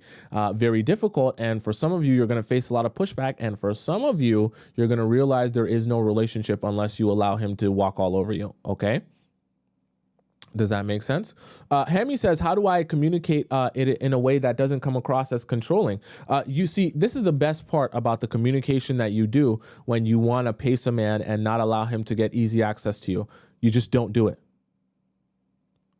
I know some of you think that, okay, so Tomisin told me that I shouldn't give it up easy. Tomisin told me that I should go on a date and be analyzing and absorbing information and not go sleep over at his place. So I'm going to go out on the date and tell him all the things that I'm not about to do. No, because the reason I don't want you to do that is because you're challenging those men by basically telling them, hey, I want you to know I'm not going to do this. I'm not going to do that. So then all they're thinking is, oh, how can I trick you into doing that? Okay. And their focus isn't on the relationship. They're just thinking about how to prove you wrong and make themselves feel good about getting you to do something that you said you weren't going to do. So the best thing for you to do is just go on your date knowing I'm not going to be sleeping over at your place. I'm not going to come over and drink wine with you. I'm not going to watch Netflix with you. Just do it. So that he realizes I'm not getting anywhere by asking her or dealing with her in this way, or approaching her in this way. The only way I get access to her is being consistent, planning the dates, scheduling the dates, and that's the only time I get any sort of positive response or feedback from him. He'll begin learning that way, and that will become the nonverbal communication that actually sticks with him. Instead, because plenty of you have gone on dates, and I know this because I've experienced this myself, and all my guy friends have experienced this as well. Some of you go out on dates and you talk a bit, oh, I'm not about to sleep with you on the first night. I'm not an easy girl. I'm not like any of these other girls you've been with, and da-da-da-da. And then, have a bit of conversation. You have a little bit of wine at his place, and all of a sudden you're tying your hair back and you're going to work. Okay? And it makes you look really stupid and really foolish when you do that way. It's even better for you to just not say anything if you're going to end up doing that in the end anyways, because it doesn't make it seem cool when you do that and you say, oh, I never do this. It actually just makes you look like an idiot. Okay, so don't do that. All right? Miss Two Fly says, what if you don't like to go on a lot of dates, like out in public, because you're more of an introvert? Well, you can have other dates that are public in a private way, but there needs to be some sort. So for example, you can go out on a date that's like a planned hike. That's just you two going out on a hike in a forest. Now, being in a forest alone with a guy you've never met, maybe you might not want to do that. That's some Ted Bundy vibes.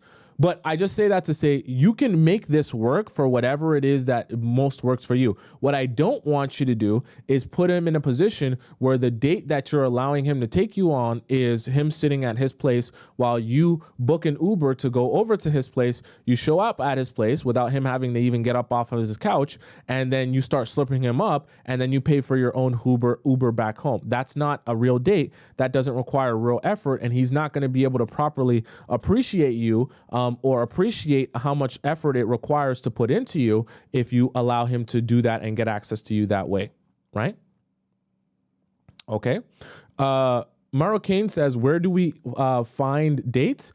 That answer, I will say, you're going to want to you're going to want to go up and sign up for my for my email subscription, because I'm working on a very, very important, big, huge, gigantic project for you guys that's going to help solve that problem and a couple of other problems. Okay. Very gigantic. Okay. Make sure you sign up for my email list. It's over in my link in my bio. You just scroll down. It says, want to know the secret, and you sign up for my email list. I'm so serious, by the way. It's not a joke. That link is available on TikTok. If you just go into the link in my bio on TikTok, and I'm going to post it right here I'm going to post it right here on YouTube as well for you guys, if you want to sign up for my email list for that project I'm going to do to help all of you beautiful people out. And I'm so serious about that. I've been working on this project. It's a big project, very huge, very huge, very huge. Going to dig over the world, okay? All right, guys. With that being said, it is time. Oh, we haven't had this time in a long time. It feels like too long since we've had this time. Those of you who are new here probably are unsure what time it really is. Those of you who haven't spent a lot of time with me probably have no idea what time it is. But rest assured, the amazing, beautiful members of the Players Club will let you in on the secret of exactly what time it is. Can you tell them in the chat what time it is? Do you know what time it is? Here we go now. In the chat, what time it is? Do you know what time it is? Here we go now. In the chat, what time is it? Do you know what time it is? Here we go now. In the chat, what time is it? Can you tell me what time it is? Here we go now. In the chat, what time is it? Can you tell me what time it is? In the chat, what time is it? In the chat now. What time is it in the chat? I want to know what time is it in the chat now. What time is it in the chat now? I want to know what time it is. I want to know what time it is. I want to know.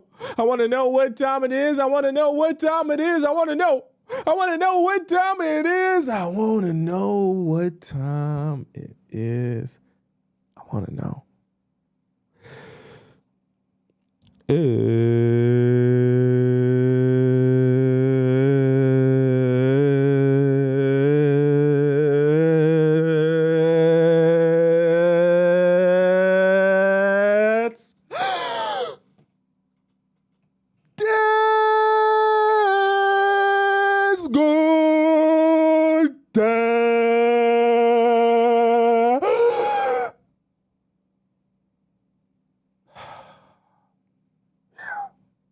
All right, guys. So this is a very amazing, awesome part of the show where we hop into our Players Club Discord, and we answer some of your relationship and situationships, where I get to answer your question live on the show and give you advice on your situation. Now you should go about it live on the show. Okay, so there's two ways you can get in. What just happened here? There's two ways you can get into the relationship advice section on our Discord. So the first way is by asking a question in the free version of our relationship advice here, and I'll answer it live on the show when I can get to it. But I want to make you aware, in the free version, there are hundreds of questions here that haven't been answered by me, and it's first come, first serve. So if you ask your question today, it'll take me around over 30 days to answer your question. So a little bit over a month, because I have lots and lots and lots to answer, okay, in the free version. Now, if you're really impatient and you want your question answered right now, today, yeah, or by tomorrow, okay, very soon, you have a second option, which is to go into Relationship Advice Premium and ask your question there. Now, the only thing you got to do when you go into Premium is you got to donate to the show in order to get access to Relationship Advice Premium. And the way you do that is by going over to the link in my bio, or if you're on TikTok, or the link that's in the pinned comment, or the link in the description if you're on YouTube, and you get access. When you click that link, you'll be able to see where it says donate for Relationship Advice Premium. You donate to the show. Make your Discord name first so you know what your Discord username is. You put your Discord username in the message when you're donating to the show, and you put the title of your question in the message. On my phone, I get a notification when you send in your donation, and I can verify that's you. That way, nobody's in Premium Relationship Advice that's not supposed to be there, and it's fair to all the rest of the people who are waiting their turn in line as well. Okay, so we like to keep it fair on the show, but I also love to give you guys options. Okay, don't worry, I'm going to answer more questions today because we didn't get a chance to answer all of them yesterday. Okay, so let's start off with oh no, we did this one from yesterday. This was Lil Cindy Gang, okay, from yesterday. All right, so next we have here Smissy. So Miss Smissy says, I need advice, okay? Smissy says, hello, Thompson. I am from Austria, so excuse my English. It's all good, okay? My situation, I met a guy 4 months ago. He is a professional soccer player. Which one? La Liga, Premier League, which one? Spanish league, which one? Damn good looking, and here in Austria for 2 years. Okay, so he's in the Austria's team. We met in a club after I slept. Oh, so we met in a club, and after I slept over at his place. That's like the worst of both worlds. Okay, but okay. I know, no good idea, but I also made it clear, no touching, nothing, and he accepted. I mean, yes, but also you met him at a club, and also right after that you slept over at his place. So why do that? Why not just allow him to take you out on a date the next day? After that day, we spent a lot of time together. Okay, so building up things really fast. Another mistake. Went out for walks or drinks, but mostly spent time at his home because he is tired from training so hard. What I can so you might say I can understand and also enjoy. I get it that he's tired from, doing all his training and stuff like that.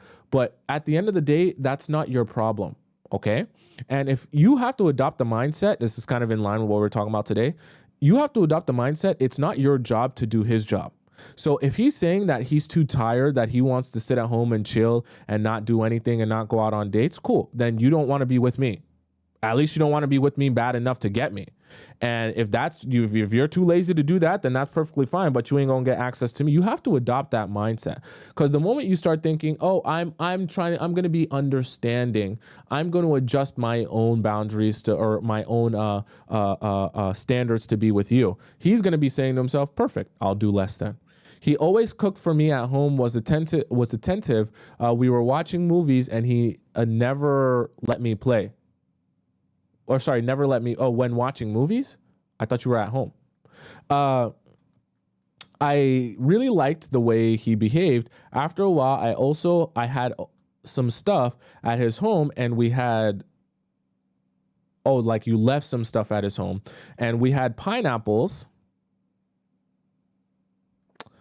It was feeling close to a friendship. My apologies. It was feeling close to a relationship. After 2 weeks, he told me about another girl he was meeting before me, but now is on vacation for longer. What? He added, "But I think I don't want her anymore." What do you mean, I think? What does that mean? I never mentioned this topic again because we continued spending time together, and I didn't want to let him feel like I am insecure. Okay, another grave mistake. When people start telling you things about their past and about their past relationships or past women in their life, especially guys, you need to dig, dig, dig, dig. Never stop digging. Never stop digging. Never stop extracting information. Never stop getting answers. Especially when it seems like there's unfinished business there, or there's a story that hasn't gotten told to you, or that you don't know the full extent of. You need to dig. Do not ignore, because some of you are going to try to ignore it because not because, oh, you want to be nice or stuff. Some of you ignore it because you're thinking to yourself, I don't want to hear this. I don't want to know about it. I just want to pretend that it doesn't exist. You will only do yourself a disservice when you do not dig. You must dig, right? Until you extract the real information, because you're going to find out one way or another. And I guarantee you, I haven't read this beforehand, but I guarantee you this girl becomes a problem. After 1 month, he said she will come back in 2 days, the same day when I went to holiday. We had a big argument in person because he said he must meet her to tell her about me and see how he is feeling in the situation, because they had the same thing we have now.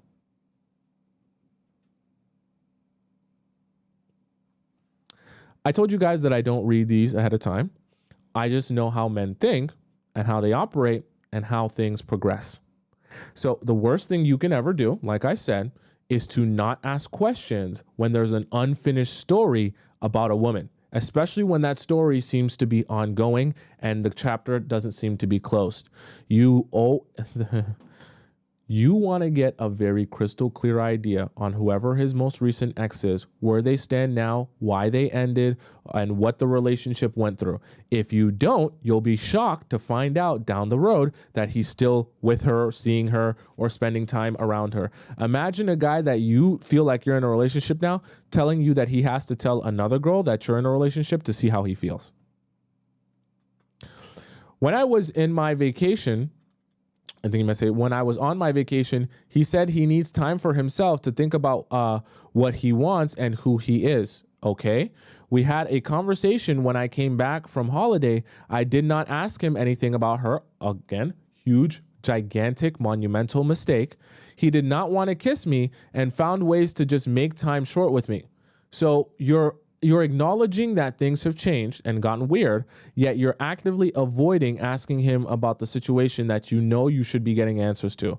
This is not even about trying to not look insecure. You just don't want to know the answer to these things. Just be honest. You're too scared to know the answer to these things, so you don't want to dig and figure out the truth. That's the honest truth. Okay. He said, let's meet on the weekend, but on the weekend he could not say something and avoided seeing me. He said he has lots of problems depending on his future because he has an injury and can't play. What does that have to do with not seeing you? He said he just wants to go out and drink and can't think about a relationship. He can't think about a relationship and he just wants to go out and drink. Yeah. First, I was upset and thought that this was just an excuse, but then I read a newspaper and there was a lot of financial problems going on for the whole team.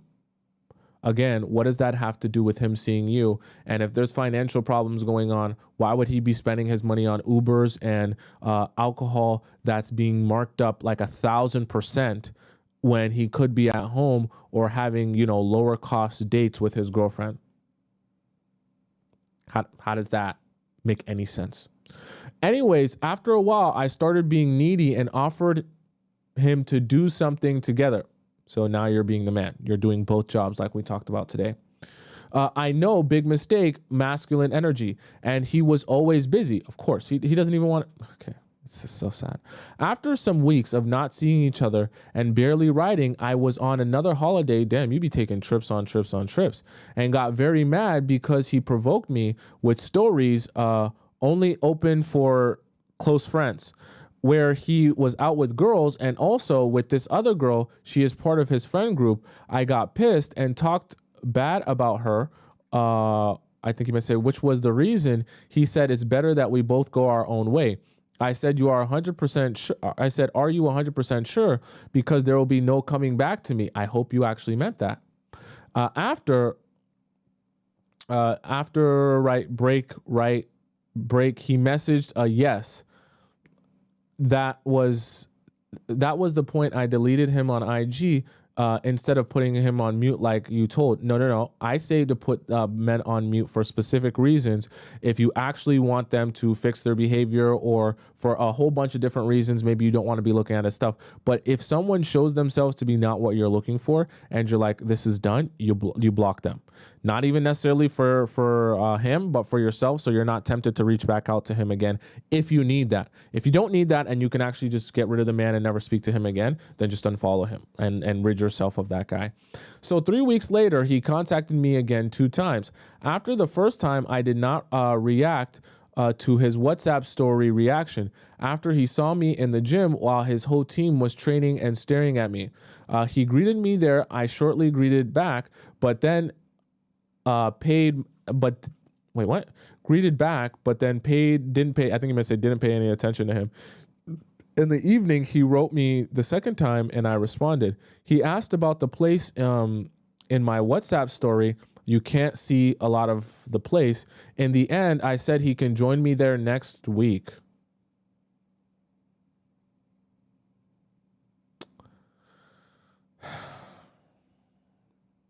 What happened to standing on business?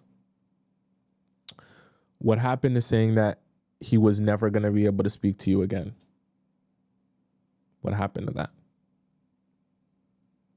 It disappoints me every time that you guys do this stuff because you make yourself look like Boo Boo the Fool. And guys love this because when they realize that you will walk back everything that you tried to stand on, they realize for the rest of the relationship, they don't have to do anything or take anything serious. It's ridiculous. Because he will not be able to find it alone, it is somewhere in the woods. Great. So please, what shall I say then? How should I behave? I'm not sure if he will really come because I destroyed his ego by not giving him attention. Do you really think that hurt him, not speaking to him for a couple of weeks? Do you think it hurt him that much? Back when he just was able to reach out to you and you were asking for him and you to go out. But if he really wants to join me, I would say I'm not here to just spend time with you. Let's make some things clear. But I got confused by all your advices. I was listening in the podcast before. Draw a clear line without telling him, but set and communicate clear boundaries. Thank you so much. Okay, so Smissy, when I talk about setting clear boundaries with people, I'm discussing when you're building a relationship with someone, you show them, not tell them. You show them, not tell them. You show them, not tell them that if you cross my boundaries, there will be consequences. Now, when I'm talking about not, because you said down here, not telling him, right? But you also want to communicate that. You communicate that with your actions by withdrawing when he shows himself to be someone you're not looking for, or acting in a way that is not in line with what you're looking for or what you want or expect out of a guy. And also, like we mentioned today, you need to have guys have a sense of urgency. So if he has done in this process of getting to know you and spend time with you, if he has shown himself to not be very serious about this relationship or be taking this relationship very seriously, then he loses his opportunity to be with you. Okay? Right? And I need you to understand that this isn't a forever thing. Okay? This isn't a, sorry, I'm just putting a little bit of Aquifer on my nose. This isn't a forever thing where he gets the opportunity to be with you at all times of the, whenever he wants, no matter how he treats you. If he's going to treat you like this and not adjust his behavior, he's not just going to be able to reach out to you after a couple of weeks, talk to you again like nothing happened, and, just go from there. If there's actually going to be consequences, then there actually has to be consequences. And you need to stand on those consequences. Are you following me, Smissy? Okay. So the worst thing you did in this situation was allowing him to come back in any capacity, because you already told him earlier that how he was treating you wasn't okay. And you already told him that if he's not taking this serious, then you want nothing to do with this. And after you told him that and you ended this, basically essentially ending this because he was basically not taking this seriously, well, that's it. That was his opportunity, right? And I know that it's painful, but you need to understand that when you give guys an opportunity to show you who they are, and you give guys an opportunity to take this seriously, if they choose, because it's a choice, if they choose to not take it seriously, after you give them an opportunity to take it seriously, then their ship has sailed. Okay? Their ship has sailed. Do not be thinking about how you're going to give a guy a second, a third, a fourth, a fifth, a sixth opportunity to be with you and build this relationship with you. Okay? Because if you're taking yourself seriously and you have any respect for yourself, you'll realize that anything that has value is not going to be available forever. And so if you actually want him to value you properly, he needs to be treating you as if you're not available forever. And if he is treating you like you're available forever, you need to show him you ain't available forever. Okay, Smissy? So actually what I would do in this situation is I wouldn't speak to him anymore. Why? Because he had his opportunity to treat you right. He had his opportunity to be intentional about you, and him coming back into your life now, you need to recognize what's happening. Him coming back into your life right now isn't even stemming from him saying, hey, I wronged you. I went about this the wrong way. I want to do right by you in this relationship now. That's not even how he's ending up back into your life. He's ending up back into your life because you're telling him, because when he asked about the place on your WhatsApp, you said he can join you there next week because he will not be able to find it because it's somewhere in the woods. So you basically allowed him to come back into your life by planning and organizing and scheduling the date for him that you guys can go on. Do you see how that works? Because you said, join me next week. So you gave him a time frame in the woods so that I can show you this place that we can go to together. That's you planning the date. Make no mistake about it. So if you allow this guy into your life, it won't be because he recognized that not getting access to you is painful and he wants to do right by this relationship. It's because you did the work for him and you were the boyfriend for him, which is the only reason why he's back into your life. And like I said before, once you start building this foundation, what do you think is going to happen in the future when your boundaries are crossed again? What do you think is going to happen in the future when he starts treating you in a way that you don't like again? He's not going to reach out to you. He's not going to say anything to you. He's not going to do anything for you because he knows with a little bit of anxiety, you'll come running back to him. And in fact, you'll ask him out on a date instead of him having to do any work or apologizing or acknowledging. Okay. So undo this by undoing that hangout. I want you to say, never mind, no more hangout. And I want you to not be speaking to him again until he reaches out to you and says, I want to make a change here. I want to do right by this relationship, and starts putting some action towards that. If he doesn't approach you on that type of energy, off with him, away with him, not in your life anymore. Him, no. Okay. Next we have here, hey girlie deleted her message. Okay, let me just go through that. Next here we have Ivy. Ivy says, too chill. So Ivy says, hi, Tomisin, there is a guy I like, but he's a little too chill for me in making plans and has gotten me stuck in this this has gotten me stuck in the past with other guys as well. When making plans, sometimes men leave it open-ended, saying things like, let's try for this weekend, or use words like possibly or let's aim for. I usually say something like, sounds good, and then I'm left wondering if it's happening or not. And sometimes they don't come through and nothing happens. I'm also not the one to ask for plan updates or confirmations. It makes me feel like I'm excessively concerned with details like a nervous Nelly. My rule has always been a cutoff time. If they don't check in the day we are seeing each other by 3 p.m., I consider it off. So I'm assuming you mean like 3 p.m. if the date is at night, right? Because it wouldn't be 3 p.m. if the date was, during the day. This is so I'm not left scrambling to shower, but this obviously isn't working for me long term. There has to be a better way. Sometimes they text way too late after a reasonable cutoff time. Their opportunity is shot. Sometimes they message days later with an apology or no acknowledgement of it at all. If they apologize or ask what happened, I usually respond with something like this: no worries, I would have loved to see you, but I didn't hear from you. I made other plans. I want to appear unbothered, like it didn't matter, but it obviously does. It has become a pattern now when plans are always so easily rescheduled. I have to stop this, but I don't know how exactly. So my question is, how do I communicate that I need a committed plan without looking uptight with a person that is so relaxed about plans? Maybe it's a do nothing situation, or maybe I should say I have a busy schedule and need to plan, even if it may make me look like I'm trying to use how busy I am as a tactic to force a confirmed date from him. I know I know they can't be blamed because they never firmed up in the first place, and I know we shouldn't call guys out on what they did. I also know we shouldn't call guys out on what they do. Thanks, Thompson. Okay, this is a great question, Ivy. I see why you're conflicted. Now, let me make this very clear. Here's the thing. When someone makes a soft plan with you, we'll call it a soft core plan, just throwing something out there as a possibility, and you're thinking to yourself, okay, so I guess we'll see this weekend. So then I'm waiting for a response and a confirmation on what day the weekend and what time.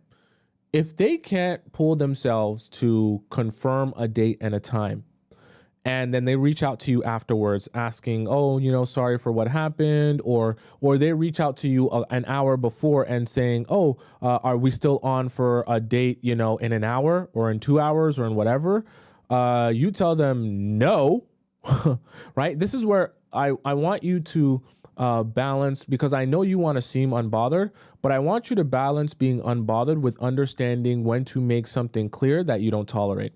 So this would be one of the cases where rather than making it seem like you're unbothered, you just make it seem like it's something you don't tolerate, but you don't have to make it seem like, oh, I'm so hurt that you did this to me. You see, the way you frame things can be very important. When you frame this, you can frame it in a way where I don't tolerate this from anyone. So it could be you, could be my mom, could be my brother, could be anyone. I just don't tolerate it. So anyone that's going to be able to spend time with me is not going to be doing this.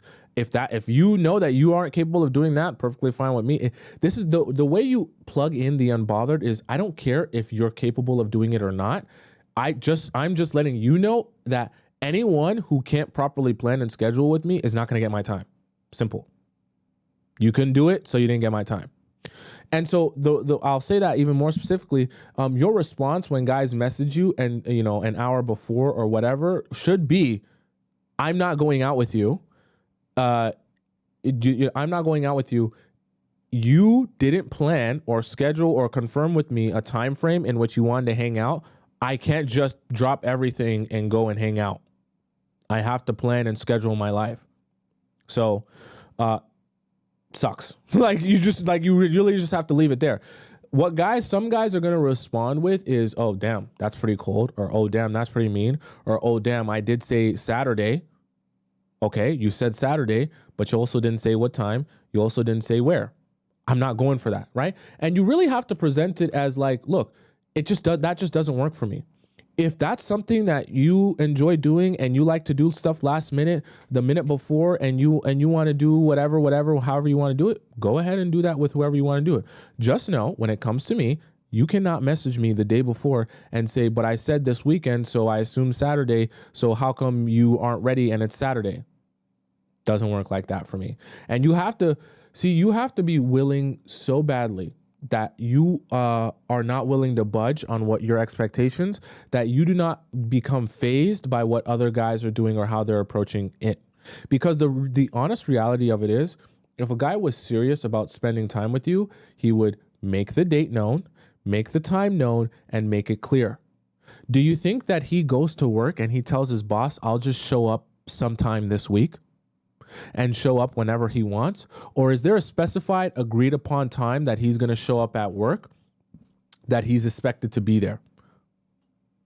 I need you guys to shed yourself of the idea that it's not that deep or not that important, or that because I'm supposed to be acting unbothered that I shouldn't address it and I should make myself look unbothered. If someone doesn't show up for you, how you expect them to show up? See, you can be unbothered in that, hey, if you can't show up for me that way, it's perfectly fine with me. I'll find someone that is. But you don't need to be someone that says, oh, I'll just pretend like as if it's not an issue. No. I don't allow people to hang out with me that are going to just say, oh, we'll hang out whenever and then show up whenever. I'll give you an example of what I'm talking about. There was one time where I went to go hang out with a girl, and we had planned to hang out, and we had set the date and the time or whatever. And I went to this person's house to pick her up. And when I went to go pick her up, she was like really late on the date. And I was waiting out there for like 15 minutes. And after 15 minutes, I said, look, you have literally 2 more minutes to come out. And if you don't come out in 2 more minutes, I'm leaving, because it's a lack of respect for my time, right? And I'm sitting here waiting, and you're like basically like just getting ready now. And after the 2 minutes was up, I just left. And I didn't speak to her, because and I didn't need to say, oh, well, but I told you that, it made me feel bad that you made me wait for so long and this and that. I just left. Anyone that's going to get time with me is not going to be able to be willy-nilly like that and have me waiting outside like Boo Boo the Fool. So I say that to say you can be firm on your boundaries, and people will say to themselves, okay, either I get access to you by adhering to those boundaries and standards, or I don't get access to you. And the choice becomes very simple, and your life becomes very simple. You don't need to make an adjustment for what people are doing. Either you figure out you're a grown man, figure out how to plan the time and the date and the place, or don't get access. One of the two. Very simple. Okay. So next here we have, we go and do the free version. So let's head over into the free version of relationship advice here. Let's scroll down of the many, many questions that we have. Many questions. And we'll answer some of these here. So Meow says, will he come back? I don't know. Let's see. I am 24, met this guy who's 22 on a dating app. Not good. I know not a great place to meet people, but whatever. After chatting a bit, he asked for a date. On the first date, everything was nice. At the beginning, everything's always nice. He was showing lots of interest, and after the date, he wanted to go to the park. At the end of the date, I abruptly said I was going this way and left him. Wait, what? That's kind of random. I said that because my bus was taking off and I wanted to catch it. Okay. The day after, I hadn't heard from him, so I wrote to him that I had a good time and it was nice to get to know him. He immediately asked me to meet again the next day. We met at a park that I had mentioned to him I liked. I told him at the beginning of the date that I had to leave at a specific time because I was meeting the girls to go to the gym. He tried to be more touchy on the second date in the park. And I tried to reciprocate in the park. Keep in mind that I'm not a very touchy person and kind of bad at flirting. So then why would you do that if that's not you? Somehow, the end of the date got stale. He mentioned that he was going home for 2 weeks. He lives in another city. When we said goodbye, we just hugged and went our separate ways. Nothing more. Those 2 weeks passed and I hadn't heard from him, nor did he post on Instagram. I kind of forgot about him, but my girlfriend asked me to show her a picture of the guy I'd been seeing. After showing the picture, I started to get curious about him. So later that day, I wrote him, why would you show her a picture of the guy that you're not seeing? Because you're not seeing him. Okay. Everything was great. We talked a lot, laughed, and he was genuinely interested. At the end of the 4th date, he held my hand as we walked to the bus stop, and there he kissed me. After the kiss, he asked me when he could see me again. I'm confused though. Bus stop. Is he taking the bus back home too? Does he not have a car or any form of transportation? I'm just asking. So he was fully interested, I guess. I'm also assuming if you're meeting on dating apps, I get not everyone has a car, but if you're meeting on, okay, you're both adults, right? I don't know. It's just weird. Meow then goes on to say, on our 5th or 6th date, I can't remember, he invited me to watch a movie with him at his place. Like that he owns or his parents owns. I knew what he was implying, so I invited him over to mine. Wait, so you guys both have places, but you don't Uber to your dates? Not that it's a horrible thing, but like, I feel like taking the bus to a date is really inconvenient. Anyways, I felt safer if he came to my place. Okay. Things happened, but the obvious thing did not because he was too anxious and the soldier was not working properly. I'm confused. You realize that's still a horrible thing, right? Him not sleeping with you because his pee-pee couldn't get hard is just as horrible as him sleeping with you. Because it doesn't mean he couldn't, it just means that his pee-pee didn't get hard. So it's not really a function of you having the boundary, it's just a function of the blood flow not going to his pee-pee. It still doesn't make you look very good. The next day I wrote him that I had a great time and he replied, same. After that, we met once a week and every time we ended up in bed. Shocker. But keep in mind that none of this times we actually do it. Probably because he couldn't get it up and he's too embarrassed. Not because he actually couldn't do it with you. The first 2 to 3 times, so what did I just say? First 2 to 3 times his soldier was still not working properly. So you guys were trying consistently, it just wasn't working. He was looking out for me because he offered me to compensate with other stuff in bed, but I did not want that because I didn't want to reciprocate the TMI or oral stuff. Chat, wow. Meow, this is so backwards. I really can't even fathom how backwards it is, the stuff that you're doing. If you're not prepared to give him oral, how on earth do you think that you're prepared to sleep with him? I just cannot. Maybe I live in the twilight zone. I cannot fathom how you think that the order of operations is, let me sleep with you first, but I'm uncomfortable giving you oral stuff. So we'll sleep together first before we ever think about doing the oral. If you're uncomfortable with oral stuff, that should tell you that the relationship isn't in a position where you two should be sleeping together. Start using your critical thinking skills and think to yourself, does that really make sense? That I'm willing to sleep with you right now, but I'm not willing to do oral stuff with you right now? Does that communicate that we have built the level of trust required to be doing this in general? Should I be more patient until I actually feel comfortable with doing everything and not just feel comfortable only with sleeping with you and not comfortable with doing oral with you? These are the type of things you should be thinking about when you're building a relationship with someone. This stuff makes me so mad. He asked me a few times for oral stuff, but I said to him that this is off limits. That is for a special person only. Chat, I'm gonna take a stretch. I'm gonna take a stretch here, cause I don't know. I don't understand some of you guys sometimes. Oh God, I really don't get it. I really don't get it.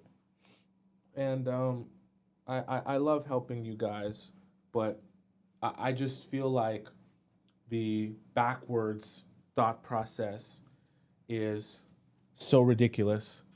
It's hard to even fathom what is really going on here. It really is. It really is. Chat, please explain to me, unless maybe I'm confused. Maybe this is some new 2024 era age stuff that I don't understand what the kids are doing. Please explain to me, chat.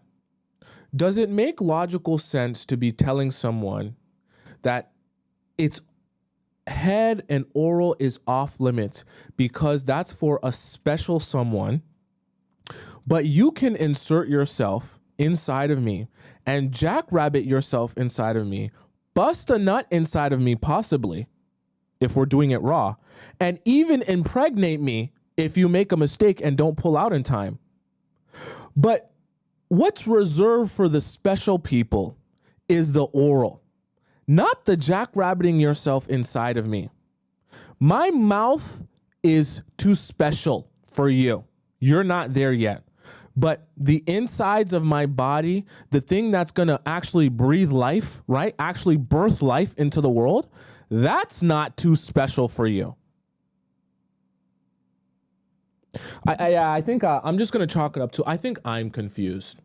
I think I'm the confused one. I think maybe in the real world, this makes perfect sense to most other people, and it's just me that's confused. I think that's actually the case. I mean, we both wanted it, so nothing was wrong about it. We went on 10 dates total, and between indoor activities, we met outside too. We went to pubs and movies. See, it's not about the fact that you haven't gone on dates and stuff.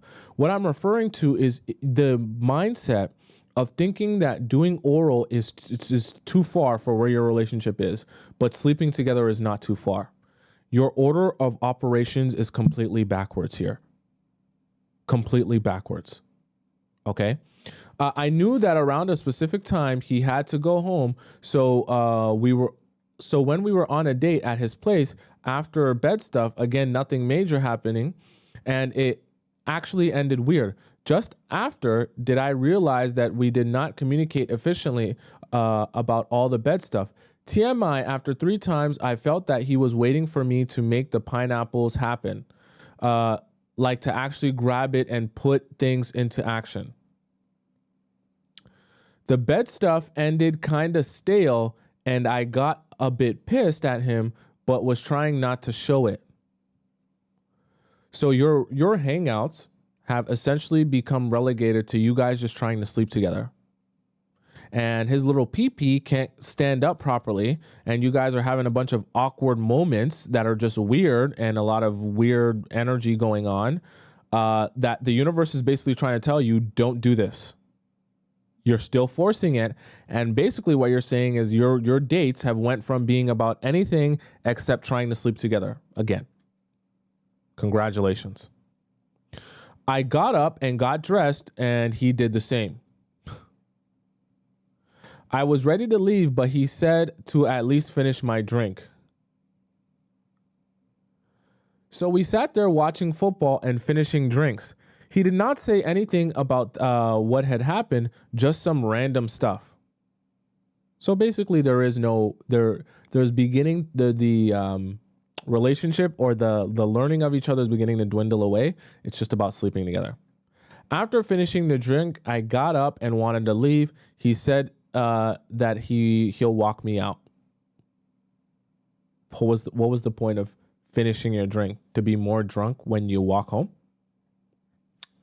take the bus home.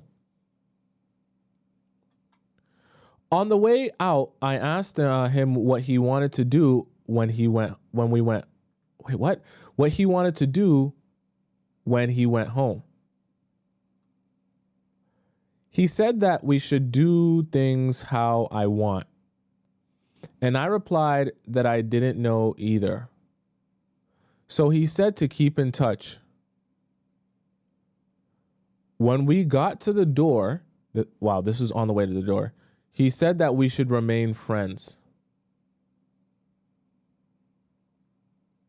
And I agreed.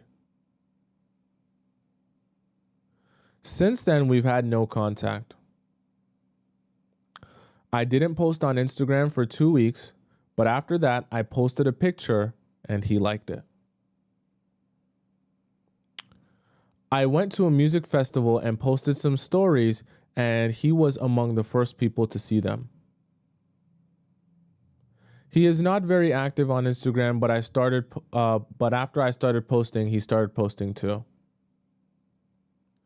I viewed his story, but after that, I found your channel and started to ignore his posts. I feel like he wants to get my attention. I know that I need to ignore him, but in your opinion, will he come back with serious intentions? Can things get serious after this? No. Meow, no. You sent this on August 3rd. I know it's been quite a while. I hope you're still watching the show. The answer is no. You have made several mistakes in this relationship. One of the biggest ones, which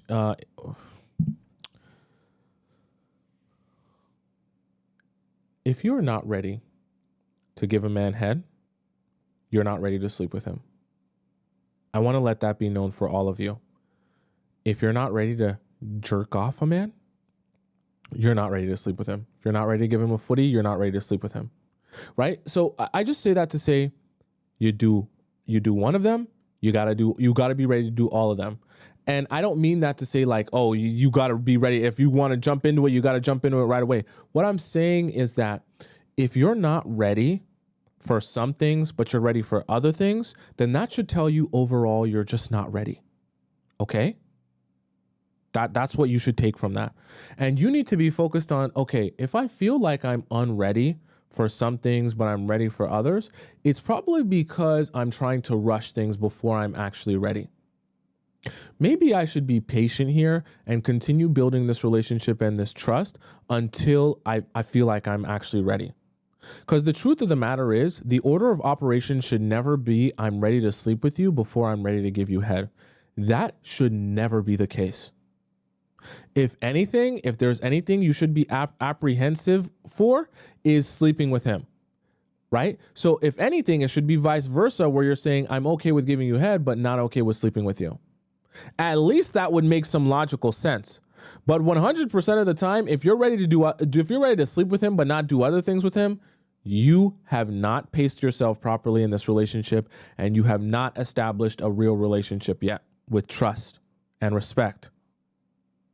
Okay, meow, that's probably why your name is Meow, because you're so focused on getting your meow penetrated that every date has been relegated to you guys trying to sleep together.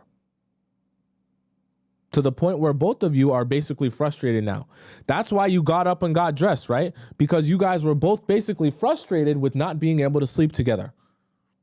His pee-pee can't get up no more. You're dry as a desert now, and everyone's frustrated. And all you guys are doing now, when you guys meet each other, why do you think he walked to the door and said, let's just be friends?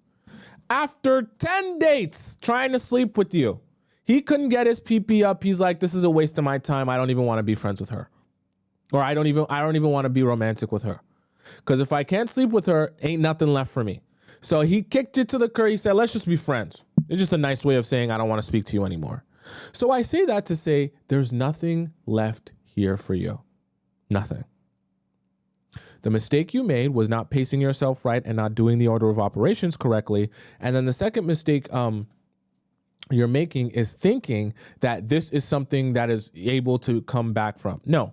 He made it clear to you this isn't going to work for him, and also your relationship had just became you guys trying to sleep together. Him telling you that he wants to, let me let you in on a secret, guys. If a guy tells you that he just wants to be friends, you should never allow that man an opportunity with you again. You need to show people you need to show people and yourself that you are worth so much that if you cannot get it right on the first opportunity, or you don't really know how to put your best foot forward, then you're just not the man for me. You need to adopt the mindset that going into relationships and situationships, I only accept the best because there's other men willing to do the best. If you go into your talking stages and relationships thinking, oh, well, I guess you can do whatever, and if it doesn't work out, you'll get another chance in a couple of weeks or in a couple of months, or if you come back the right way, then I'll give you a third and a fourth and a fifth chance. When you're thinking like that, you'll get stepped on and you'll get used as a doormat, and the men in your life that are dating you will not have a sense of urgency. And they'll feel like they can do whatever, treat you however, talk to you however, without actually taking care of this relationship and taking care of you. You don't want that. Okay? I want you guys to be urgent for yourself and in your relationships, and make sure that any guy who's going to have access to you in your life is hyper fixated on presenting himself the right way and doing what is necessary to build this relationship with you, not just willy-nilly doing whatever he wants to do.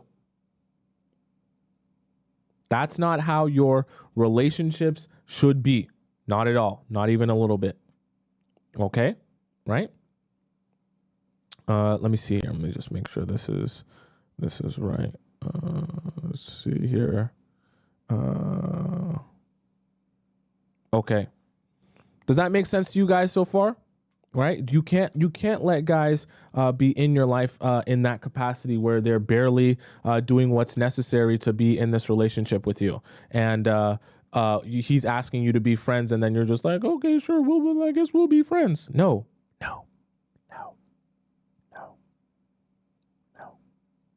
Okay. Next we have here, we'll do, you guys, I know you guys want me to be here all day today. We'll do one more today. Okay. We do one more. Okay. Let's see here. We got, scroll. We got here. I see. Okay, we could do two more. New video about friends with benefits. IC says, hey, can you please make a live to discuss how to turn a friends with benefits into a relationship?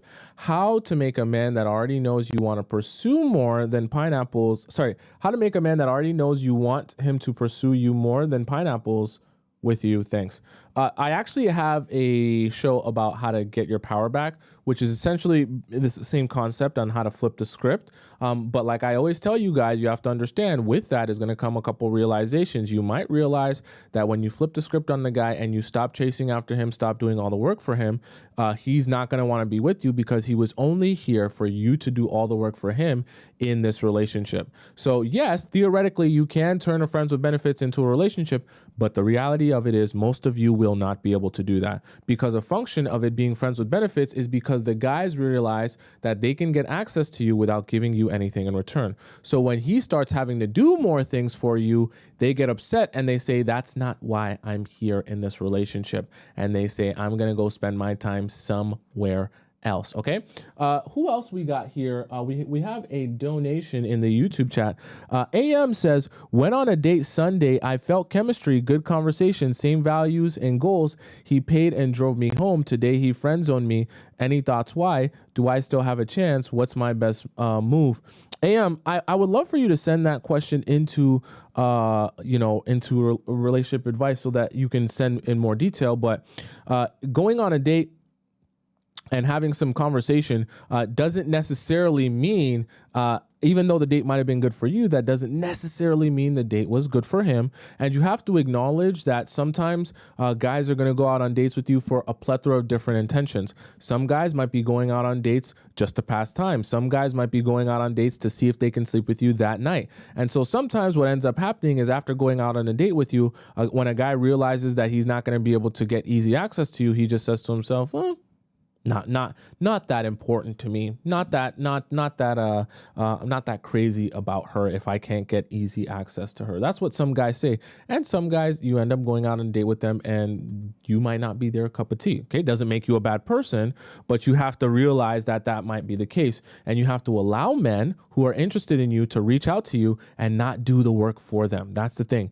Don't get anxious thinking that the way to get him interested in you is by doing the work for him, because anything you do get from him from that point on will be under the preface that you do the work. And that's not a relationship. That's just you being a boyfriend and a girlfriend. Okay, we'll do one more here. So Lima asks how to discuss my V card with a new partner. Vima says, hi, Tomisin. I hope you're doing well. I am doing well now that I'm back with the Players Club members. I met a guy a month ago. He's 28, so now it's 2 months because this message is like a month ago. He's 28 and has a 4-year-old child. Everything is going great. Really great even. During this month, we've been on several dates and he hasn't hinted at pineapples. Though we do flirt occasionally, we never kissed. I only give him smack kisses and he seems frustrated. He has distanced himself thinking that I don't like him, but I told him that I do like him and that even for kissing, I need a bit of time to feel comfortable. Nothing wrong with that. Nothing wrong with that. He was very understanding and told me that he would never push me to do something I didn't want to do and that it has to be mutual. The last time we saw each other, he seemed super distant and consistently on his phone. And when I asked him questions, he gave me vague answers like, you'll find out soon. Is he planning a surprise? Does it sound like a surprise? He seemed totally disinterested. Since that day, we haven't spoken for 10 days. Oh, so that's what he means by you'll find out soon. He means I'm about to ghost you, but you'll find out soon. I didn't message him. He didn't message me either. It was just yesterday that he sent me a message. I replied as if nothing happened, and he was surprised that I didn't seem to care much. He felt obligated to explain, I'm a bit weird. I like to disappear and stay alone at times. I just said, okay. So this response is good because when he comes back, right, he's expecting that you're going to be like all discombobulated that he disappeared. When you say, okay, sometimes the guy goes, oh, that's not really going to do anything to her. But this is the thing. You have to start deciding for yourself, how long is too long for you? So if he starts doing this for a month, right, how long does it become too long for him to be able to come back from it? I don't know if it's because he couldn't get anything from me, as I should also mention that I'm 23 and have never had pineapples. Good. Don't. Because guys can be players and I don't want to sleep with a guy who might leave me the next day. I don't know what to do, Tomisin. Please enlighten me. I need your advice. Okay, a very simple, Lima. Continue to do nothing. You're a virgin. Now, in terms, you didn't really mention in your question here discussing it with him, but this was your main question up here. Discussing this with the guy. See, here's the thing. I know this will be scary for some of you who might be in this position and might be virgins. I want you to never forget. Let's just be super real. Okay. For a second, let's be super for real. You as a woman, you being a virgin is not a bad thing. Okay. It truthfully, let's just be so for real. It never, ever makes you less valuable as a woman. Actually, something you should be proud of, okay? You should never feel shame for being a virgin as a woman. In fact, you should be proud of that. If you're not, though, it's not a big deal. It's not the end of the world. Now, I say that to say, Lima, because you don't let guys trick you into thinking that being a virgin devalues you. In guys' eyes, it really doesn't. It really doesn't. They just might be frustrated with the idea that because you're a virgin, it'll probably be harder to get access to you because no one else has. And if they wanted something easy without having to do a lot of work, it's disappointing to realize they're going to have to do a lot of work now. But for you, Lima, I want you to jump out the window and tell guys you're a virgin. Why? Because it will very quickly weed out the men who are not prepared to do anything hard. Realize that it's not decreasing your value. The only reason you're going to see pushback or disappointment from them is because they're going to realize, oh, this is actually going to take work. If she never sleeps with people for free, for fun, then I'm not probably going to be the first guy to do that. And if I know that I'm not here to build something real with her, I'm going to be kind of disappointed in that. I want you to really think about this as well. When you tell a guy that you're a virgin and he really plans on building with you and investing in you, you understand he's going to be ecstatic. He's going to be like, oh my God, the universe has sent me a pure woman who has been untouched by any other man. And this is the woman that's perfect for me that I already want to invest in. He's going to be happy. Why would he not be happy? He already wanted to invest in you. And on top of that, he gets to experience you first. He's going to, someone just said it, Honey said, he's going to feel like he hit the jackpot if he was already planning to invest in you. Now, if he wasn't planning to invest in you, he's going to say to himself, oh God, she's a virgin. She's going to get attached. And oh my God, this is going to be a lot of drama. And I'm not going to be able to sleep with her, or there's going to be so much headache, right? Those are the type of things guys are going to be thinking when they already know they're not here to really invest in you. Be so for real. Lima and anyone else going through this. Do you really think guys are sitting down talking to their other guy friends being like, oh, bro, look at this girl that I started talking to and dating. Look, she's perfect. Got a huge dump truck. She's so beautiful. Smile on 10. Yitties on 10. Body on amazing. Personality on 1,000. But the only problem is, bro, would you believe this? This is the only issue. I can't believe this when I found this out. The only problem, bro, is that she's a virgin. Do you think that the guys are going, oh, bro, she was absolutely perfect until you said that she's a virgin, bro. Oh, now you can't deal with her. She's absolutely ruined. Be so for real. Be so for real. The guys would be jumping up for joy and high-fiving each other if that was the case. Okay? And I say that to say, don't let any guy convince you that you have less value because you're that as a woman. Okay. And jump out the window to tell guys that, because it makes your life easy by weeding out guys who never had real intention to build with you in the first place. Think like, never forget to yourself, someone who's willing to invest in you will have no problem investing in you, whether you're a virgin or not, because even if you're a virgin and he's trying to invest in you long term, eventually he will sleep with you. So that day will come. So why be discombobulated about a day that will come? Unless you're not here for a long time, you're just here for a good time. Okay. So that will be a very telltale sign for you on what a guy's intentions are with you if you tell them that at the very beginning. Okay. Right. So use that actually as a tool to weed men out who are serious versus the men who are not so serious. Right. Right. Does that make sense? So I hope you guys got something from that today. I know we stayed a little bit longer. Obviously, I wasn't here yesterday, so I try to stay a little bit longer for you guys. For those of you guys who have questions for me and you want to skip the line, you don't want to wait in line because Lima waited like a month to get her question answered. Sorry, Lima, but there's so many other questions in the Discord.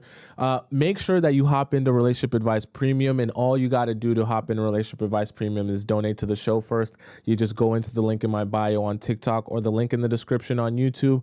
You click that link and you donate to the show with your Discord username and the title of your question. I see it, verify it's you, and I answer your question. You get to skip the line like the VIP pass at a theme park, okay? And it's very awesome. If you don't care that much about skipping the line, you can put your question in the free version as well. Okay. For those of you who want to follow me on Instagram because you want to see everything that I'm doing, I posted on Instagram one of the little pieces that I got that fixed my computer today. That was very important to me. I know some of you guys are like, we don't care about what happened to your computer. We just want to know if you're going to be live. But it's fine. The computer's fine now. We fixed it, and I'm going to be getting a new PC very soon as well and upgrading it. But if you guys want to see everything that I'm doing on Instagram, it's my Instagram is right above my head on the left side of the screen there. It's just Tomisin_Tub, and it's Tomisin_Tub. It's available for you guys on YouTube there at the bottom right of the screen as well. For those of you who are on TikTok and you missed parts of the stream, you want to rewatch the stream in its entirety, or you came late, my entire YouTube page is up there. It's just my name, Tomisin Atobatele, on YouTube there. You type in my name on YouTube, you go into the live section, and you'll see this live show along with all the other live shows that I've ever done since the beginning of time. And the best part is you'll be able to see Sorry, and the best part about it is you'll be able to have the YouTube chat and the TikTok chat embedded in the show, so you never miss any moments of a conversation in the show there. All right, guys? I am here every weekday, Monday to Friday at 4 p.m. Eastern Standard Time, so I'll be here again tomorrow with no difficulties at 4 p.m. Eastern Time. You got to figure out what time that is in your time zone. Until then, goodbye for now. Arrivederci. Hasta la vista. Adios. Sayonara. Bon voyage. Like a supervillain. And I'll see you again tomorrow at 4 p.m. Eastern Time. I love you. I love you so much.